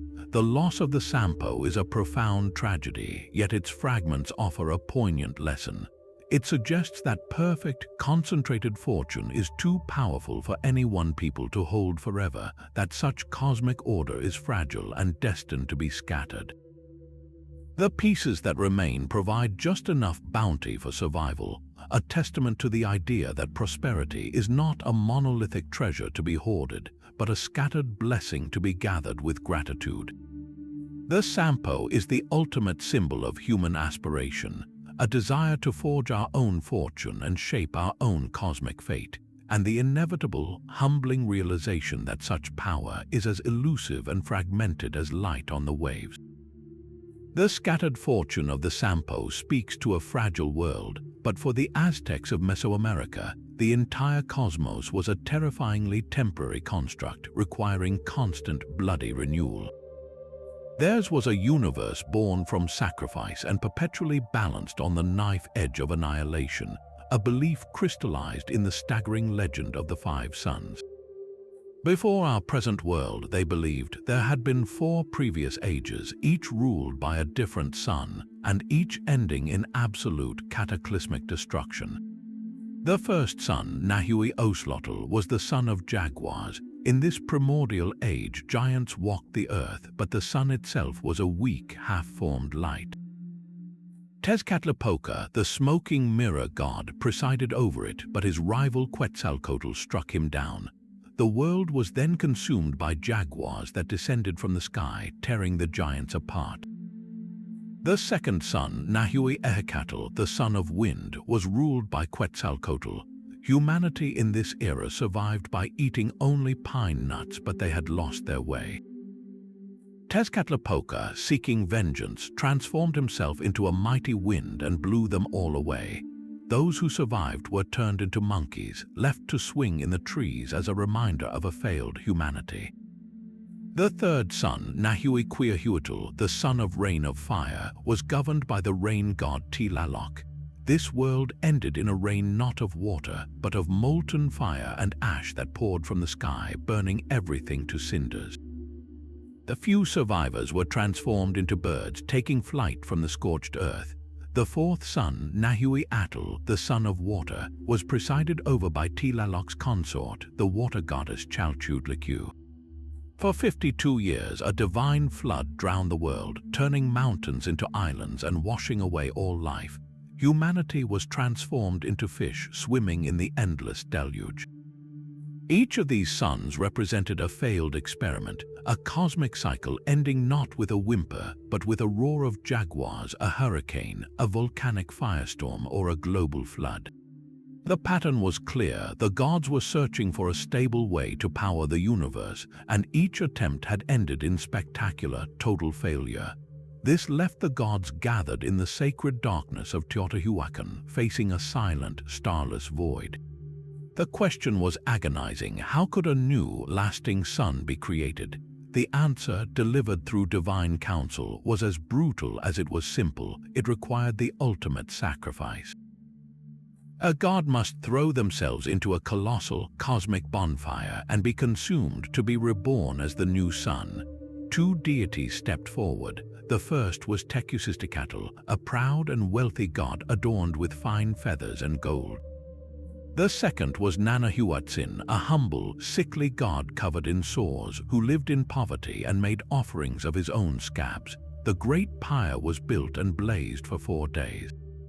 When the time came, Tecusistecatl approached the flames first, but the sheer, terrifying heat forced him back 4 times. He lacked the courage for the final leap. Then it was Nanahuatzin's turn. Without hesitation, the lowly god closed his eyes, gathered his resolve, and ran straight into the heart of the inferno, vanishing in a burst of light and sparks. Shamed by this act of humble bravery, Tecusistecatl finally leaped in after him. For a moment, there was only darkness and the crackling of the fire. Then, slowly, a red glow appeared on the horizon. Nanahuatzin, transformed by his sacrifice, rose as the brilliant 5th sun, the sun of movement to Natia. But a second, fainter glow followed. Tecusistecatl had become the moon, forever chasing the sun with a pale, diminished light. Yet the work was not finished. The new sun hung motionless in the sky, blazing but immobile. To set it in motion, to give it life and the power to move across the heavens, the other gods had to offer the final, terrible payment. One by one, they allowed their hearts to be cut out by the blade of Ehecatl, the wind god. Their divine blood and life force became the sacred fuel, the Chalchihuath, that pushed the sun on its first journey across the sky, establishing the cycle of day and night. This foundational myth established the core principle of Aztec cosmology, the concept of Teotl, the debt of sacrifice. The sun was not a gift, it was a loan. The gods had paid for its creation and its movement with their own blood and lives. Humanity, living in this precarious 5th sun, therefore inherited that infinite debt. To keep the sun moving, to prevent the world from sliding back into the permanent darkness that preceded the 5th sun, people had to repay the gods with the most precious substance in the universe, the human heart, and the life force within it, Teolia. This was not random cruelty, but a sacred, cosmic economy. Without a constant offering of hearts, drawn primarily from captured warriors in a state of ritual combat, the sun would simply stop. The rains would cease, crops would fail, and the monstrous creatures of the night would descend to devour humanity. The magnificent Aztec sunstone, often mislabeled a calendar, is actually a monumental depiction of this terrifying cosmic doctrine. At its center is the face of Tanatia, the 5th sun, his tongue a sacrificial flint knife clutching human hearts in his clawed hands. Around him are the 4 previous suns, their dates of destruction, symbolizing the cataclysms that await if the debt is ever left unpaid. The entire stone is a breathtaking, circular argument carved in basalt, a permanent reminder that their entire world, every sunrise, every harvest, was bought on credit, a loan from the gods that required a daily payment in blood. To look at the sun was to see the face of a humble god who had given everything, and to know that your own life was part of the endless, desperate effort to keep his light from going out. The Aztec sun, powered by sacrifice, demands a fixed center for its revolutions. That center, in the vast cosmologies that blossomed across India and swept through Asia, is not a star or a god, but a mountain of unimaginable scale. This is Mount Meru, the axis of all spiritual and physical reality, a colossal pillar of gold and jewels piercing the heavens. In Buddhist, Hindu, and Jain traditions, the entire universe is organized around this immovable peak. It rises 84,000 leagues high, with its roots plunging just as deep into the underworlds. Surrounding it are 7 concentric rings of golden mountains, each separated by a deep blue ocean. Beyond these rings lies the Great Salt Ocean, and within this ocean float 4 island continents, one in each cardinal direction. Our own world, Jambudvipa, is the southern continent, a land shaped like an inverted triangle, its tip pointing toward the divine mountain we can no longer physically see. The architecture of this cosmos is breathtakingly precise. The sun and moon do not orbit our humble Earth, they travel in circles around the slopes of Mount Meru itself. When the sun passes behind the mountain, it is night in the lands on the opposite side. The mountain's majestic peak supports a succession of celestial realms. The lower heavens are home to the Devas, or gods of desire, who live in palaces of light and enjoy immense pleasures. Higher still are the form realms and formless realms, planes of increasingly refined consciousness beyond all physicality and suffering. At the very summit of Meru lies the heaven of the 33 gods, ruled by Indra, a place of great power and splendor. This is not merely a map of space, but a diagram of spiritual ascent. The mountain represents the unshakable center of meditation, the still point around which the chaos of the mind, like the orbiting sun and moon, must eventually calm and revolve. To ascend its slopes metaphorically is to move from the coarse world of desire through the refined states of form toward the ultimate liberation of nirvana at its transcendent peak. The visual representations of this cosmos are masterworks of sacred art. Traditional Tibetan Thangka paintings depict Mount Meru as a majestic, stepped pyramid, often colored with brilliant blues and greens for the oceans and gleaming gold leaf for the mountain rings. These intricate diagrams, called mandalas, are not meant to be literal photographs, but symbolic maps for contemplation. Every ring, every continent, every deity placed in its specific quadrant is a guide for the practitioner, a visual aid to internalize the structure of the universe and one's own place within its grand, orderly scheme. In this view, to find your spiritual center is literally to align yourself with the axis of the cosmos, to stand in meditation as steady and sublime as Mount Meru itself, while the fleeting phenomena of life swirl around you like celestial bodies in their endless, graceful dance. Yet even the eternal, unmoving peak of Mount Meru cannot shield a heart from the slow, cruel passage of centuries. In the green, rain-lashed hills and along the storm-whipped shores of Ireland, a legend endures not of cosmic creation, but of a curse that stretched across time itself, binding 4 innocent souls to the landscape for 900 years. This is the story of the children of Lir, a tale where myth becomes a map of sorrow, written across lakes, seas, and the very wind. Lir was a lord of the Tuatha De Danann, the ancient gods of Ireland, a powerful figure of the sea. After the death of his first wife, he married Aoife, her sister. He had 4 beloved children from his first marriage, a daughter named Fionnuala and 3 sons, Aod, Fiachra, and Con. Their bond was deep and pure, a light in their father's hall. But Aoife watched this love with a heart turning to venom. She grew fiercely jealous of the affection Lir lavished upon his children, a jealousy that festered until it twisted into a dark and terrible plan. She could not bring herself to kill them outright for fear of Lir's wrath. Instead, she used the magic of her people for a cruel and poetic punishment. One day, under the pretense of a journey, she took the 4 children to the shores of Lake Daravarog. There, as they played by the water's edge, she struck them with a druidic wand, chanting a spell of transformation. Their human forms melted away, replaced by the pure, white feathers of swans. But her malice had limits, or perhaps the magic itself rebelled. The spell came with a condition: they would retain their human minds, their voices, and their capacity for speech and song. For 900 years they would live as swans wandering the waters of Ireland, and only the sound of a Christian bell could break the enchantment. 300 years they were to spend on Lake Darrivarroch, 300 more on the Sea of Moyle, the strait between Ireland and Scotland, a place of fierce, freezing winds and crashing waves. A final 300 years they would endure on the wild, Atlantic-battered coast of Iris-Domnan.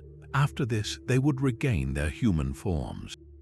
With this curse laid, Aoife left them their own beautiful, haunting songs of grief, the only testament to their fate. Their father, Lir, discovered the betrayal and transformed Aoife into a demon of the air, forever to be buffeted by storms. But he could not undo her magic, so began their epic exile. On the first lake, they were visited often by their people, who came to hear their heartbreakingly beautiful music, a sound so sweet it could cure sickness and sorrow. But when the time came to leave for the Sea of Moyle, they entered a period of profound desolation. The sea was a merciless prison of ice and isolation. In one of the most poignant moments of the legend, a terrible storm separates Fionnuala from her brothers. She cries out into the gale, her swan's voice carrying a sister's terror, fearing they have drowned. When they are finally reunited, their feathers are frozen to the rocks, and they can only huddle together for warmth, singing to keep their spirits alive against the endless grey horizon. The final stretch on the Western Sea is a wearying wait for a release they can scarcely believe will come. Centuries pile upon centuries. They witness the slow change of the land, the arrival of new peoples, the fading of the old gods.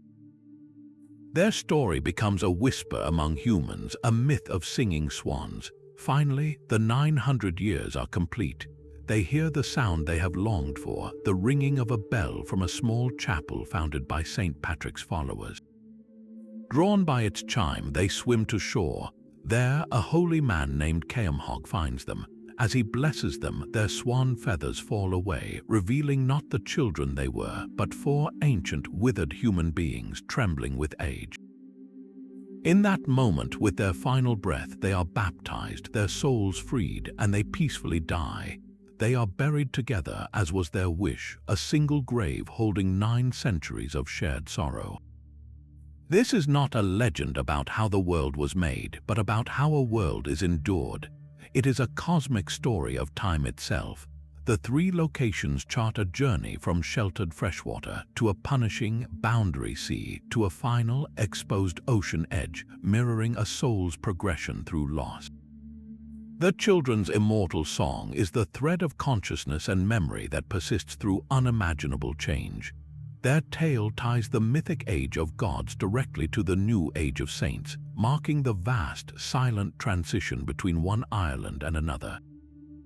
To stand on those shores today is to feel the weight of that story in the salt spray, to see a swan on a lonely lake and hear not just a bird's call, but an echo of a family's love, holding fast against the jealous dark for longer than empires last. That profound endurance through time connects to a mystery written not in centuries, but in starlight, held by a people living on the remote Bandiagara escarpment of Moly. The Dogon possess a cosmology of staggering precision, centered on the brightest star in our night sky, Sirius. Their oral traditions, passed down through generations of priests, describe a cosmic reality that modern astronomy would only confirm millennia later. They say Sirius, which they call Sigitolo, is not one star but 3. It is accompanied, they teach, by a tiny, incredibly heavy, and invisible star named Potolo. This companion star, they say, is made of a metal heavier than all the iron on Earth, and it completes an elliptical orbit around Sirius every 50 years. To the astonishment of the outside world, every one of these details is scientifically accurate. Sirius does have a companion, Sirius B, a white dwarf star. A white dwarf is indeed incredibly dense, with a teaspoon of its material weighing tons. Its orbit around Sirius is not circular but elliptical, and it takes almost exactly 50 years. The Dogon also described a third, much larger star in the system, which they called Emya, a claim that remains unconfirmed but continues to intrigue astronomers. How could a people without telescopes, living in cliffside villages, know these intimate secrets of a star system 2.6 parsecs away? Their answer lies not in technology but in myth. They say this knowledge was given to them by visitors from that very star. These were the Nommo, ancestral beings often described as amphibious, fish-like creatures.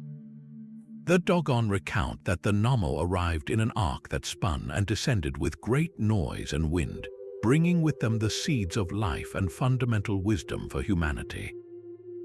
They are depicted in Dogon art as figures with both human and fish characteristics, sometimes shown with upraised arms, a posture interpreted as a gesture of blessing or of bringing down celestial knowledge from the sky.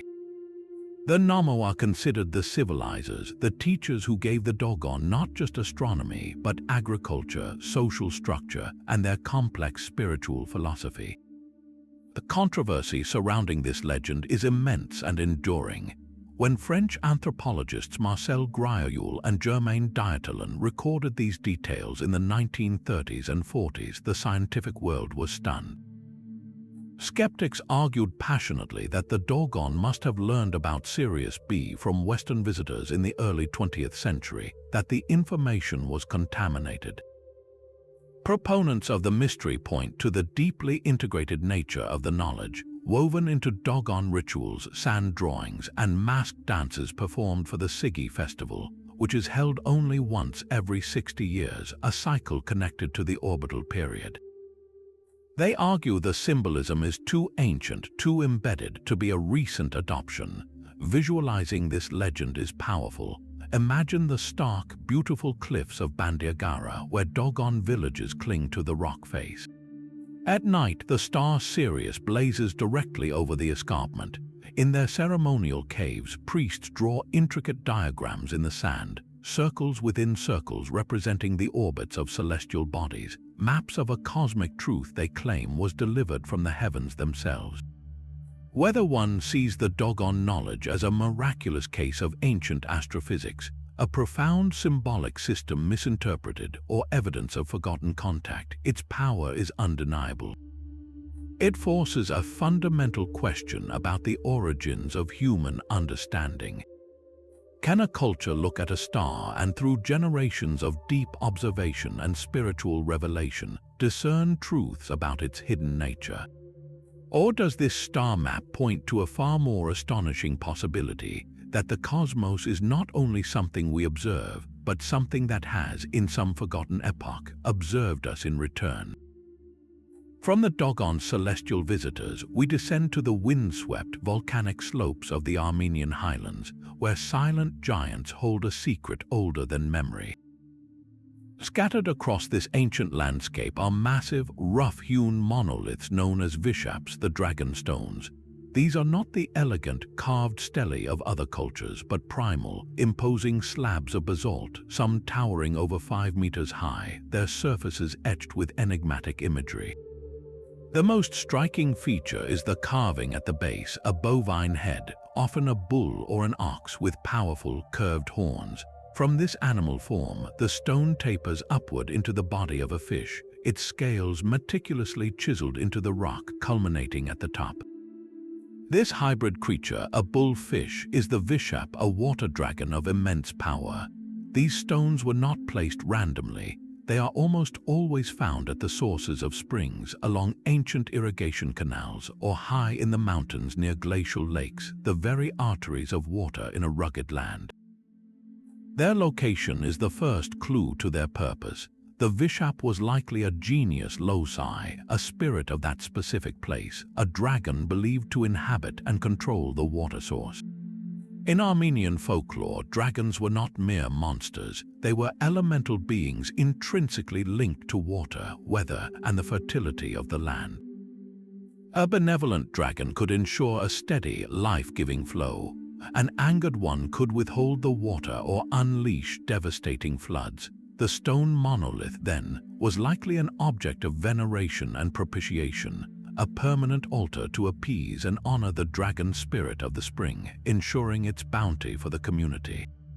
But the mystery deepens with the stone's celestial alignment. Some researchers studying their placement on the high mountain pastures near Lake Sevan propose they may have served a dual function. Their imposing forms, silhouetted against the vast sky, could have been used as sighting markers for observing the stars, particularly the bright constellations of the summer sky. The bull imagery naturally evokes Taurus, a constellation prominent in ancient cosmologies. Could the Vishap stones be a physical fusion of terrestrial and celestial myth? A bull from the heavens, a fish from the waters, meeting in a stone axis that connected the underground springs, the human world, and the starry vault above. Another haunting theory connects them to the realm of the dead. The high mountain plateaus where many stones are found are also ancient burial grounds. The dragon, in many Indo-European traditions, is a guardian of treasures and secrets, often associated with chthonic or underworld forces. The Vishap, straddling the water source, might have been seen as a guardian at the boundary between the world of the living and the world of the ancestors, with water serving as the symbolic conduit between the two. The stones themselves, heavy and eternal, could be seen as petrified ancestors or markers of sacred territory. When you stand before one of these stones, feeling the chill wind of the highlands and tracing the ancient chisel marks of the fish scales with your hand, the theories are not abstract. You are touching a puzzle carved in stone. Is it a prayer for rain etched in basalt, a star map anchored to a mountain spring, a tombstone for a forgotten chieftain who became a dragon? The dragon stones offer no written answers, only the silent, imposing question of their own existence, a testament to a time when the line between a river, a constellation, and a departed soul was as fluid as the water they were built to honor. The silent, stony guardians of Armenia give way to a creation myth born from warmth, water, and a gentle, persistent tapping. In the beginning, according to the legends of the Philippine archipelago, there was no land, only two primordial lovers. The sky, named Langit, was a great shining god. The sea, named Dagat, was a deep, vast goddess. For an eternity, they existed in a tight, inseparable embrace, their bodies pressed together, leaving no space between the heavens and the waters. In this state, there was no up or down, no horizon, only the unity of these two elemental forces. Within that closeness, however, a longing stirred, the desire for something new, for a world that could exist in the space between them. From their union, a slender bamboo reed began to grow. It pushed its way upward from the sea and downward from the sky until it stood as a single, jointed pillar in the vast emptiness, the first and only thing separating the lovers. This was not a violent separation, but a necessary one, creating the very first gap where possibility could live. Yet the world remained a silent, empty stage. Then a bird arrived. In many versions of the tale, it is a sleek gray bird known as the Kiliawan or the Philippine oriole. It flew through the new expanse between sky and sea, searching for a place to rest. Finding only the smooth, hollow bamboo, it grew frustrated. It began to peck and peck at the nodes of the reed, its beak tapping a rhythmic, insistent song against the silence. This was no random act, but the catalyst of creation. With each sharp tap, the bird was not merely seeking food, it was performing the world's first act of craftsmanship. Suddenly, on one mighty peck, the bamboo split cleanly open with a resonant crack, and from the two halves of that bamboo stalk, the first human being stepped forth. From the upper half emerged a man, strong and sturdy. He was named Malokas, which means strong. From the lower half emerged a woman, graceful and beautiful. She was named Maganda, which means beautiful. They did not crawl from the mud or fall from the stars. They emerged fully formed from the living wood, children of the bamboo, and thus children of the sky and the sea themselves. Their first act was to look at each other, then at the vast world their emergence had made possible. They married, and from them came the first generations of people who spread across the new earth. But what of the land itself? The myth continues that the fragments of the shattered bamboo and the earth that clung to its roots began to scatter and multiply. These pieces grew into the thousands of islands that now make up the Philippine archipelago, a lush green necklace of land cast across the warm sea. Every cove, every mountain, every grain of sand is, in this telling, a fragment of that primordial reed, a piece of the vessel that held humanity's first parents. This is a creation story of profound gentleness and intimacy. There is no war, no slain monster, no struggle between jealous gods. Instead, the cosmos is born from an embrace, and life is released by the patient, percussive work of a bird's beak. The narrative mirrors the very environment of the islands, where the sea and the sky truly do seem to meet in a close, humid embrace, and where bamboo grows in abundant, life-giving thickets. Moluccas and Maganda are not rulers or gods but partners, their names defining complementary virtues, strength and beauty, working together to populate a world born from love and curiosity. It presents the universe not as a battlefield but as a family, with the sky and sea as parents, the bamboo as a womb, and humanity as their natural offspring, intrinsically connected to the natural world from the very first moment of being. This legend offers a different kind of cosmic truth, one where creation is an act of tender separation, patient craftsmanship, and organic, burgeoning life. That intimate creation from a bamboo reed presents a universe born of love. But what if our world was not a loving creation at all, but a cosmic prison, a tragic mistake? This is the startling, radical vision offered by a set of ancient beliefs known as Gnosticism.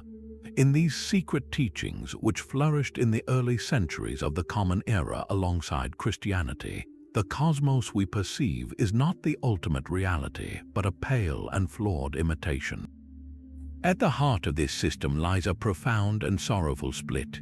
There exists a true, ultimate God, a boundless, ineffable source of pure spirit and light called the monad or the pleroma, the fullness. This true God is so transcendent, so utterly beyond matter and suffering, that it has no direct contact with the physical world at all. So how, then, did our universe of pain, decay, and limitation come to be? The answer is one of the most astonishing legends in all of religious thought. From the outermost edges of the divine pleroma, a being of profound ignorance was somehow generated. This entity, often named Yaldabaoth or Saklas, is the demiurge, the craftsman. Blinded by arrogance and believing himself to be the only god, the demiurge took the raw, chaotic materials at hand and fashioned the physical cosmos, our world of stars, planets, and flesh.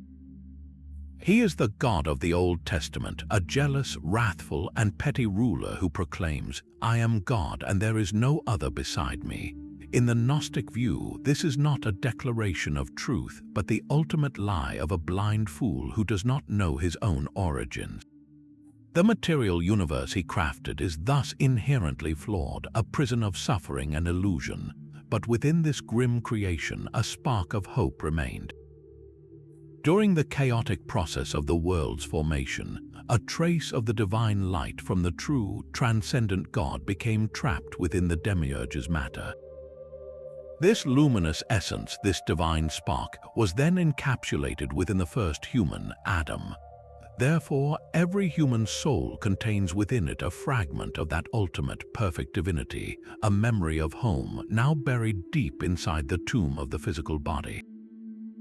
We are all, in this view, strangers in a strange land, amnesiac royalty, enslaved in a world we were never meant to inhabit.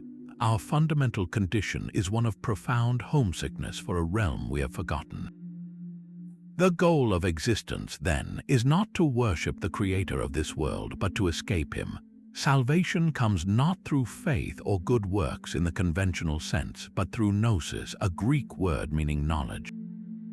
This is not intellectual knowledge, but a direct mystical awakening, a remembering of one's true divine origin and nature. It is the shocking realization that you are not merely a mortal body subject to the demiurge's laws, but a being of light trapped in a labyrinth of matter. A savior figure, often identified as Christ in Christian Gnostic texts, descends from the pleroma not to die for sins, but to serve as a messenger, a wake-up call. He brings the secret knowledge, the gnosis that can liberate the spark. In the famed Gnostic text, the Gospel of Thomas, Jesus says, "If you bring forth what is within you, what you bring forth will save you. If you do not bring forth what is within you, what you do not bring forth will destroy you." The divine spark is already there, sleeping. The Savior simply provides the key to the prison cell. For those who achieve this awakening, death is not a punishment but a final release. The enlightened soul sheds the physical body and navigates past the hostile planetary archons, the demonic guards of the material cosmos, to ascend back to the pleroma, reuniting the spark with the boundless divine light from which it came. Those who remain asleep in ignorance are condemned to reincarnate, to be recycled again and again within the demiurge's flawed machine. This is a cosmic legend of immense psychological depth. It gives symbolic form to the feeling of alienation many people experience, the sense that this world of bureaucracy, decay, and injustice cannot be all there is. It transforms the entire physical universe into a grand, tragic error, and human consciousness into the one thing within it that remembers a higher truth. The dense, symbolic diagrams found in Gnostic texts map this bleak cosmology, showing the layers of heavens, the spheres of the archons, and the path of ascent. It is a stark, philosophical drama where the ultimate hero's journey is not to conquer the world, but to see through its illusion and finally, quietly, to leave it behind. That stark Gnostic prison of matter dissolves into the limitless expanse of the open steppe, where the sky is not a barrier but a living father. For the nomadic empires of Central Asia, from the Huns to the Mongols, the ultimate reality was not a distant throne or a flawed creation, but the vast, all-encompassing dome above them, the eternal blue sky, Mönch Tengri.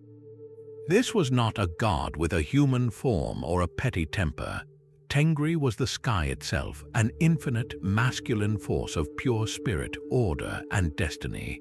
He was the supreme deity, the father of the cosmos, whose will was written in the movements of the sun, the moon, and the stars, and whose voice was the rumble of thunder across the grasslands.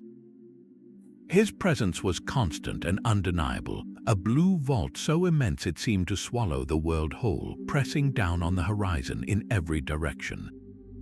This was a shamanistic faith of profound simplicity and immense power.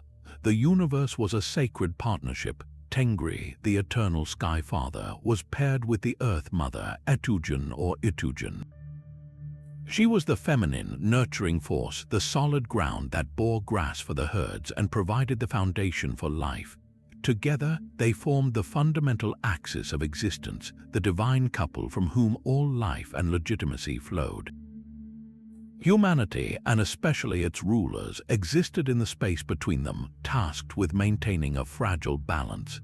This cosmology directly forged history's largest contiguous land empire.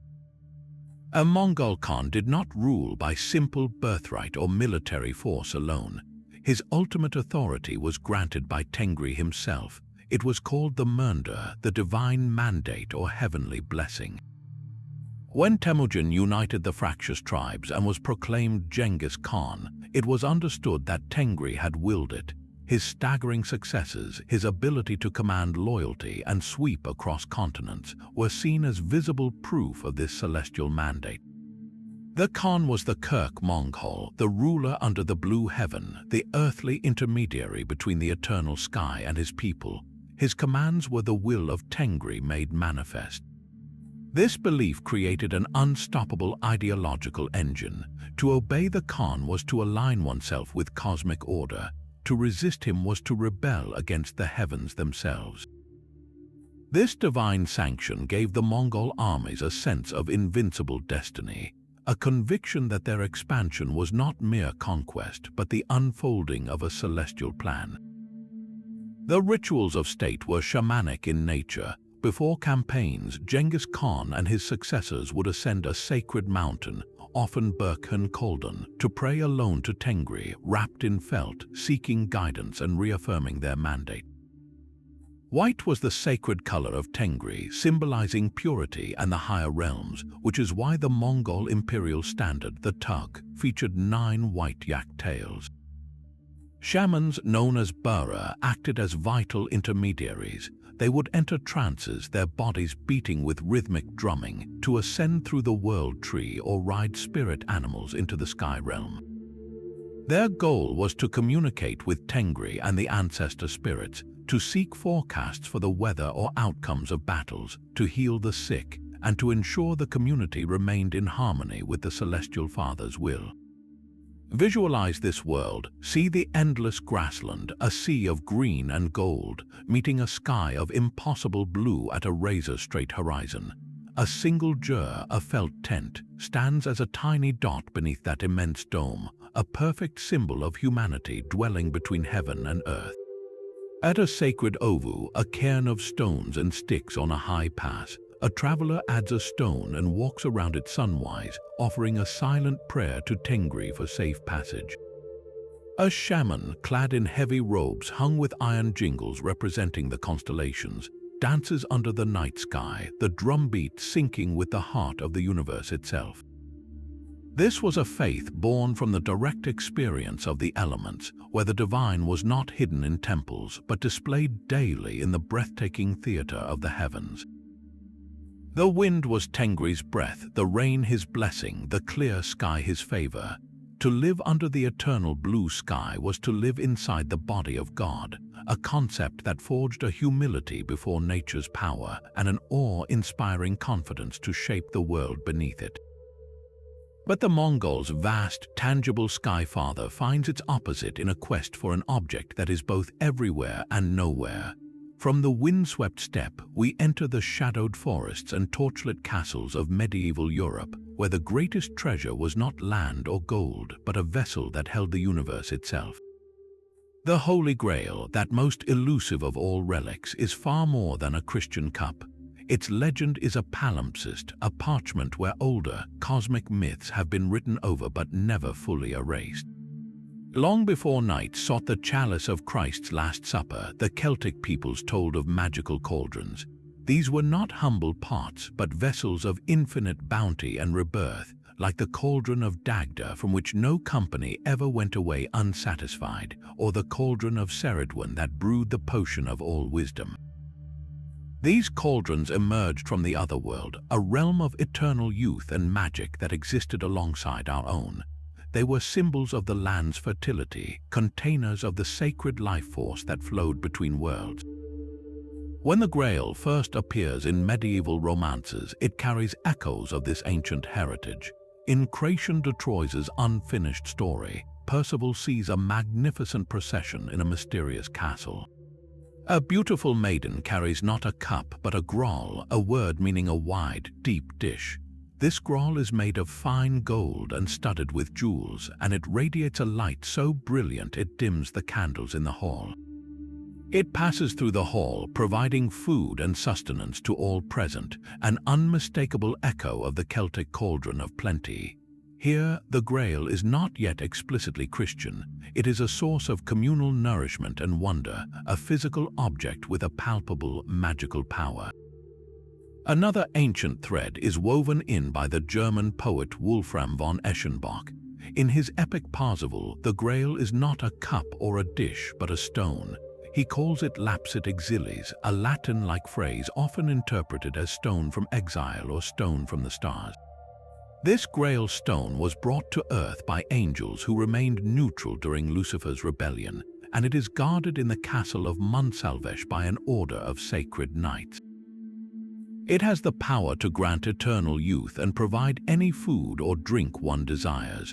This transforms the Grail from a historical artifact into a celestial object, a piece of heaven itself fallen to earth, a cosmic battery of divine grace. Wolfram's version connects it to the philosopher's stone of alchemy and older myths of sacred, life-giving stones, pulling the legend firmly into the realm of cosmic symbolism. By the time of the later Quest del Saint Graal, the Christian framework is complete. The Grail is now unequivocally the cup used by Jesus at the Last Supper, later used by Joseph of Arimathea to catch his blood at the crucifixion. It is the ultimate relic of divine sacrifice, yet even here its nature transcends the physical. It becomes a test and a reward of spiritual purity. It appears and vanishes at will, cannot be found by seeking, and is only fully perceived by the perfect knight Galahad, whose heart is free of sin. For others, like Lancelot, it is shrouded in a blinding light, a symbol of a grace they can witness but not fully grasp due to their earthly attachments. In this spiritual evolution, the Grail ceases to be merely an object to be possessed. It becomes a state of being, a condition of perfect alignment with the divine will. The quest for the Grail is therefore an inward journey, a map of the soul's ascent. The wounded fisher king whose infirmity blights his land represents a cosmos out of balance, a world suffering from a spiritual wound. The knight who can ask the correct question, whom does the Grail serve, heals the king and restores the wasteland. This is a cosmic repair job where one individual's enlightenment or compassion can literally mend the world. The quest itself, with its trials, temptations, and moments of despair, mirrors the human struggle for perfection amidst a fallen world. Medieval art captures this duality. Illuminated manuscripts show knights in gleaming armor kneeling before the radiant cup, a tangible goal. Yet more esoteric symbolic art, like the rich tapestry of Grail symbolism in Arthurian tarot decks or the intricate diagrams of mystical traditions, depicts it as a geometric shape, a radiant heart, or a luminous vessel floating between heaven and earth, representing the unattainable ideal of divine union. The Grail's enduring power lies in this very ambiguity. Is it a historical cup hidden in a crypt? A Celtic cauldron sleeping under a hill? A starstone holding the light of paradise, or is it simply the potential for perfection within the human spirit, waiting to be asked for? It is all these things at once, a cosmic vessel that contains not just a few drops of holy blood, but the entire human longing for meaning, for connection to the source of all life, and for the healing of our own inner and outer wastelands. That universal longing for a cosmic reset finds its most dramatic and terrifying expression in a story written on crumbling clay tablets long before the Bible was compiled. The gods of ancient Mesopotamia, like irritable landlords pushed to their limit, decided they could no longer tolerate their own creation. This is the Akkadian epic of Atrahasis, a foundational legend that would echo through every great flood story to come. The problem, according to the text, was noise. In the beginning, the lesser gods, the Igigi, were forced into grueling labor, digging the Tigris and Euphrates riverbeds. Exhausted and rebellious, they surrounded the great god Enlil's house, burning their tools. To solve the crisis, the mother goddess Mami, with the help of the clever god Enki, created humanity from a mixture of clay and the flesh and blood of a slain god. Humanity's sole purpose was to take over the back-breaking work of irrigation and farming, freeing the Igigi. For a time, the system worked, but humanity proved too successful. They multiplied, and their settlements grew vast and clamorous. The din of their cities, the constant buzz of their industry, became an unbearable racket to the sleep of the great god Enlil. He saw not a thriving civilization, but an infestation. His solution was swift and brutal. First, he sent a plague, a silent killer to thin the noisy crowds. But the wise man Atrahasis, whose name means exceedingly wise, went to his personal god Enki for counsel. Enki, who had a hand in humanity's creation and often sympathized with them, whispered a solution. He instructed Atrahasis to have the people cease worshipping all gods except the one responsible for the plague.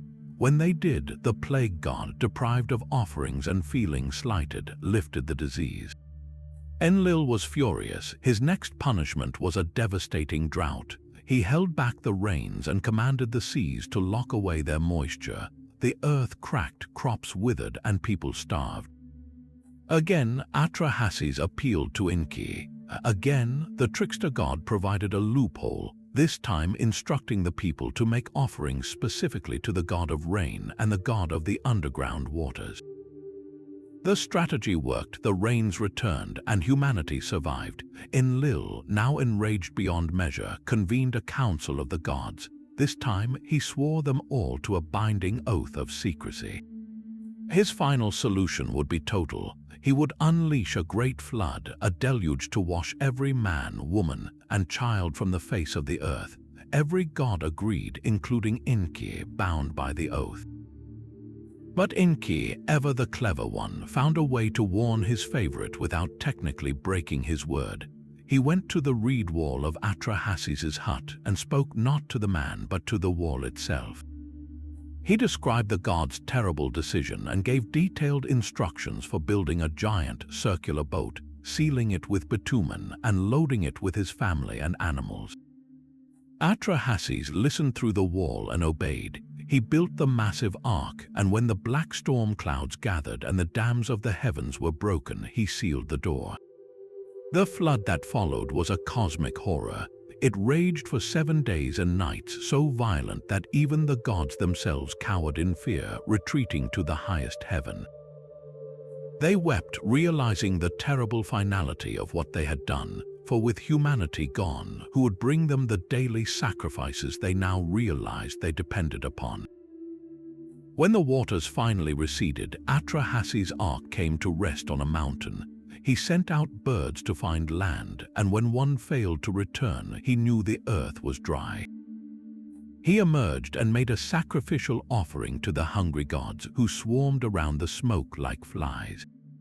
Enlil, arriving last, was initially furious to find survivors, but Enki and the other gods argued for a new compromise. Enki proposed that henceforth, humanity would not live forever and would be subject to natural limits like infertility, miscarriage, and infant mortality to control their numbers and their noise. The gods agreed, and Atrahasis was granted immortality, taken to live far away at the source of the rivers. This story, inscribed in the 18th century before the Common Era, is archaeology's gift to mythology. It provides a stunningly complete template: the divine annoyance, the warning, the ark, the flood, the birds, the mountain landing, and the sacrificial offering. Every core element of the later biblical Noah story is here, centuries older. But its significance is even broader. Geologists have found evidence of catastrophic flooding layers in the soil of ancient Mesopotamia, likely from the Tigris and Euphrates violently overflowing their banks. This epic is a civilization's memory of a real, traumatic environmental catastrophe, mythologized into a cosmic lesson. The visuals here are potent. Imagine cuneiform tablets etched with a frantic, wedge-shaped story, or Mesopotamian cylinder seals depicting storm gods and rising waves. The Atrahasis epic is not an isolated tale. From the Greek story of Deucalion and Pyrrha throwing stones to repopulate the earth, to the Hindu legend of Manu saved by a giant fish, to the countless indigenous flood myths from the Americas to Australia, the deluge is a global obsession. This points to something deeper than a shared historical event. It speaks to a universal human intuition, a memory written into our oldest stories that the world we know is fragile. That civilization itself is a precarious experiment, and that the powers which sustain life can, in a moment of divine frustration or cosmic rebalancing, just as easily sweep it all away. The flood myth is the ultimate legend of the cosmic reset, a terrifying promise that when the noise of our own making becomes too great, the waters may rise to grant the silence of a blank slate, from which only the wisest, warned by a sympathetic whisper, will emerge to begin the story all over again.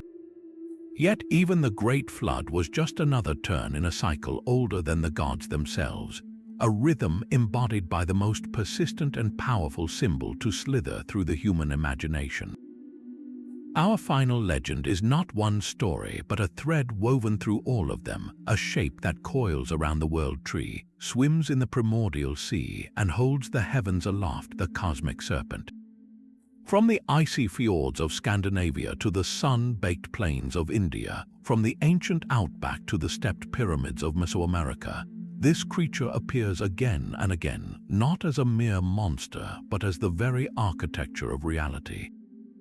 In the north, it is Jormungandr, the Midgard serpent, a child of the trickster Loki, grown so vast it encircles the entire earth, gripping its own tail in its mouth. This Ouroboros, this circle of scales, is a living boundary between the ordered world and the chaotic ocean, a physical representation of the limits of creation. Its eternal struggle with the thunder god Thor is not a battle to be won, but a tension that must be maintained, a necessary conflict that defines the world's edges. When it finally releases its tail at Ragnarok, the world ends only to begin anew. In the cosmology of India, the serpent takes a more supportive, contemplative form. This is Ananta Shesha, whose name means the endless remainder. After the universe is created, the great god Vishnu, the preserver, grows weary. He lies down upon the endless coils of Ananta Shesha, who floats upon the cosmic waters. The serpent's massive hood rises like a canopy to shade the sleeping god. Here, the serpent is not chaos to be fought, but the foundation upon which order rests, the infinite couch of eternity. From its mouth, it is said, the stories of all the worlds are sung. Cross the ocean to Australia, and the serpent transforms into a creator and a moral force. The rainbow serpent is known by many names across hundreds of Aboriginal nations, a being of immense power that existed in the Dreamtime. As it moved across the featureless earth, its body carved out the rivers and valleys. Where it rested, it created waterholes. It is the source of all fertility, its iridescent body associated with water, rain, and the life-giving rainbow. But it is also a lawgiver, a being that must be respected. To pollute a waterhole is to offend the rainbow serpent, inviting drought or punishment. It is the landscape itself, alive and watching. And in the civilizations of Mesoamerica, the serpent sheds its skin entirely, taking to the sky. Quetzalcoatl, the feathered serpent, is one of the most complex deities, a fusion of the earthbound serpent and the celestial Quetzal bird. He is a god of wind, of dawn, of learning, and of civilization itself. He gave humanity maize, the calendar, and the arts. In his form, the serpent is not a primal force of water or earth, but a bridge, a creature that connects the underworld, the earth, and the heavens, embodying the ascent of knowledge and spirit.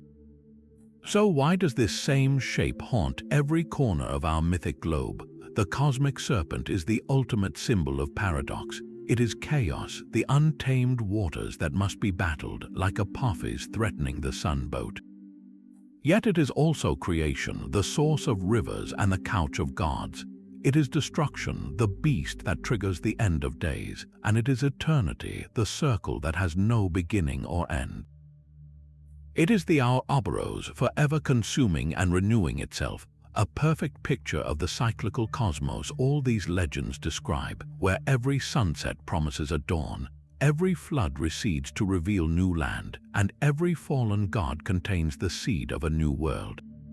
These 30 legends are not just isolated stories. They are a chorus, a global conversation about the same profound mysteries, using different names, different landscapes, but the same essential shapes. The tree, the mountain, the flood, the vessel, and always the serpent. They tell us that our ancestors looked at the same stars, felt the same awe, and asked the same questions. Who are we, where are we, and in a universe of such breathtaking scale and intricate order, what is our part to play in the great, coiled, and ever-turning story? From the coiled serpent to the world tree, the cosmic battle to the sacred vessel, we have journeyed through 30 astonishing visions of the divine cosmos. Each one is a universe in miniature, a complete and intricate answer to the most profound questions a human can ask. We have seen creation emerge from a churning ocean of milk, from the body of a slain goddess, and even from the patient pecking of a bird on a bamboo reed. We have watched gods fight for the dawn, heroes bargain with the sun, and kings sleep in misty isles waiting to return. The diversity is breathtaking, a testament to the limitless creativity of the human spirit when faced with the infinite night sky. Yet within that dazzling variety, powerful shared themes echo across continents and centuries. The axis, whether a mountain, a tree, or a king, that holds the worlds in balance. The necessary, often violent, tension between order and chaos. The sacred journey, be it of the sun through the underworld or the soul through trials, that promises renewal. And the deep, abiding belief that the cosmos is not indifferent but alive with meaning, intention, and story. These legends are far more than fanciful tales. They are humanity's first science, our first philosophy, our first attempt to draw a map when we found ourselves adrift in a vast and beautiful unknown. They tell us that our oldest impulse is not to conquer the universe, but to understand our place within it, to find a home in the grand scheme. They reveal a shared longing to connect the earthly and the celestial, to see our own lives, our loves, our struggles, our brief time under the sun reflected in the eternal patterns of the stars.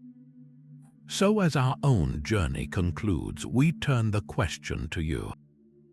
Of these 30 windows into the divine cosmos, which legend captured your imagination most deeply? Was it the silent vigilance of the Zoria sisters guarding their celestial prisoner? The humble courage of Nanahuatzin leaping into the fire to become the sun? Or perhaps the heartbreaking song of the children of Lur carried on the wind for 900 years? The conversation does not end here. In the comments below, share a cosmic legend from your own culture or heritage. Tell us about the stories your ancestors told to explain the sunrise, the constellations, or the very nature of reality. Let's build a new constellation of stories together. If you enjoyed this voyage through historical mystery, be sure to like this video, subscribe to the channel, and join us for the next exploration into the hidden corners of our past. The sky is not the limit, it is only the beginning.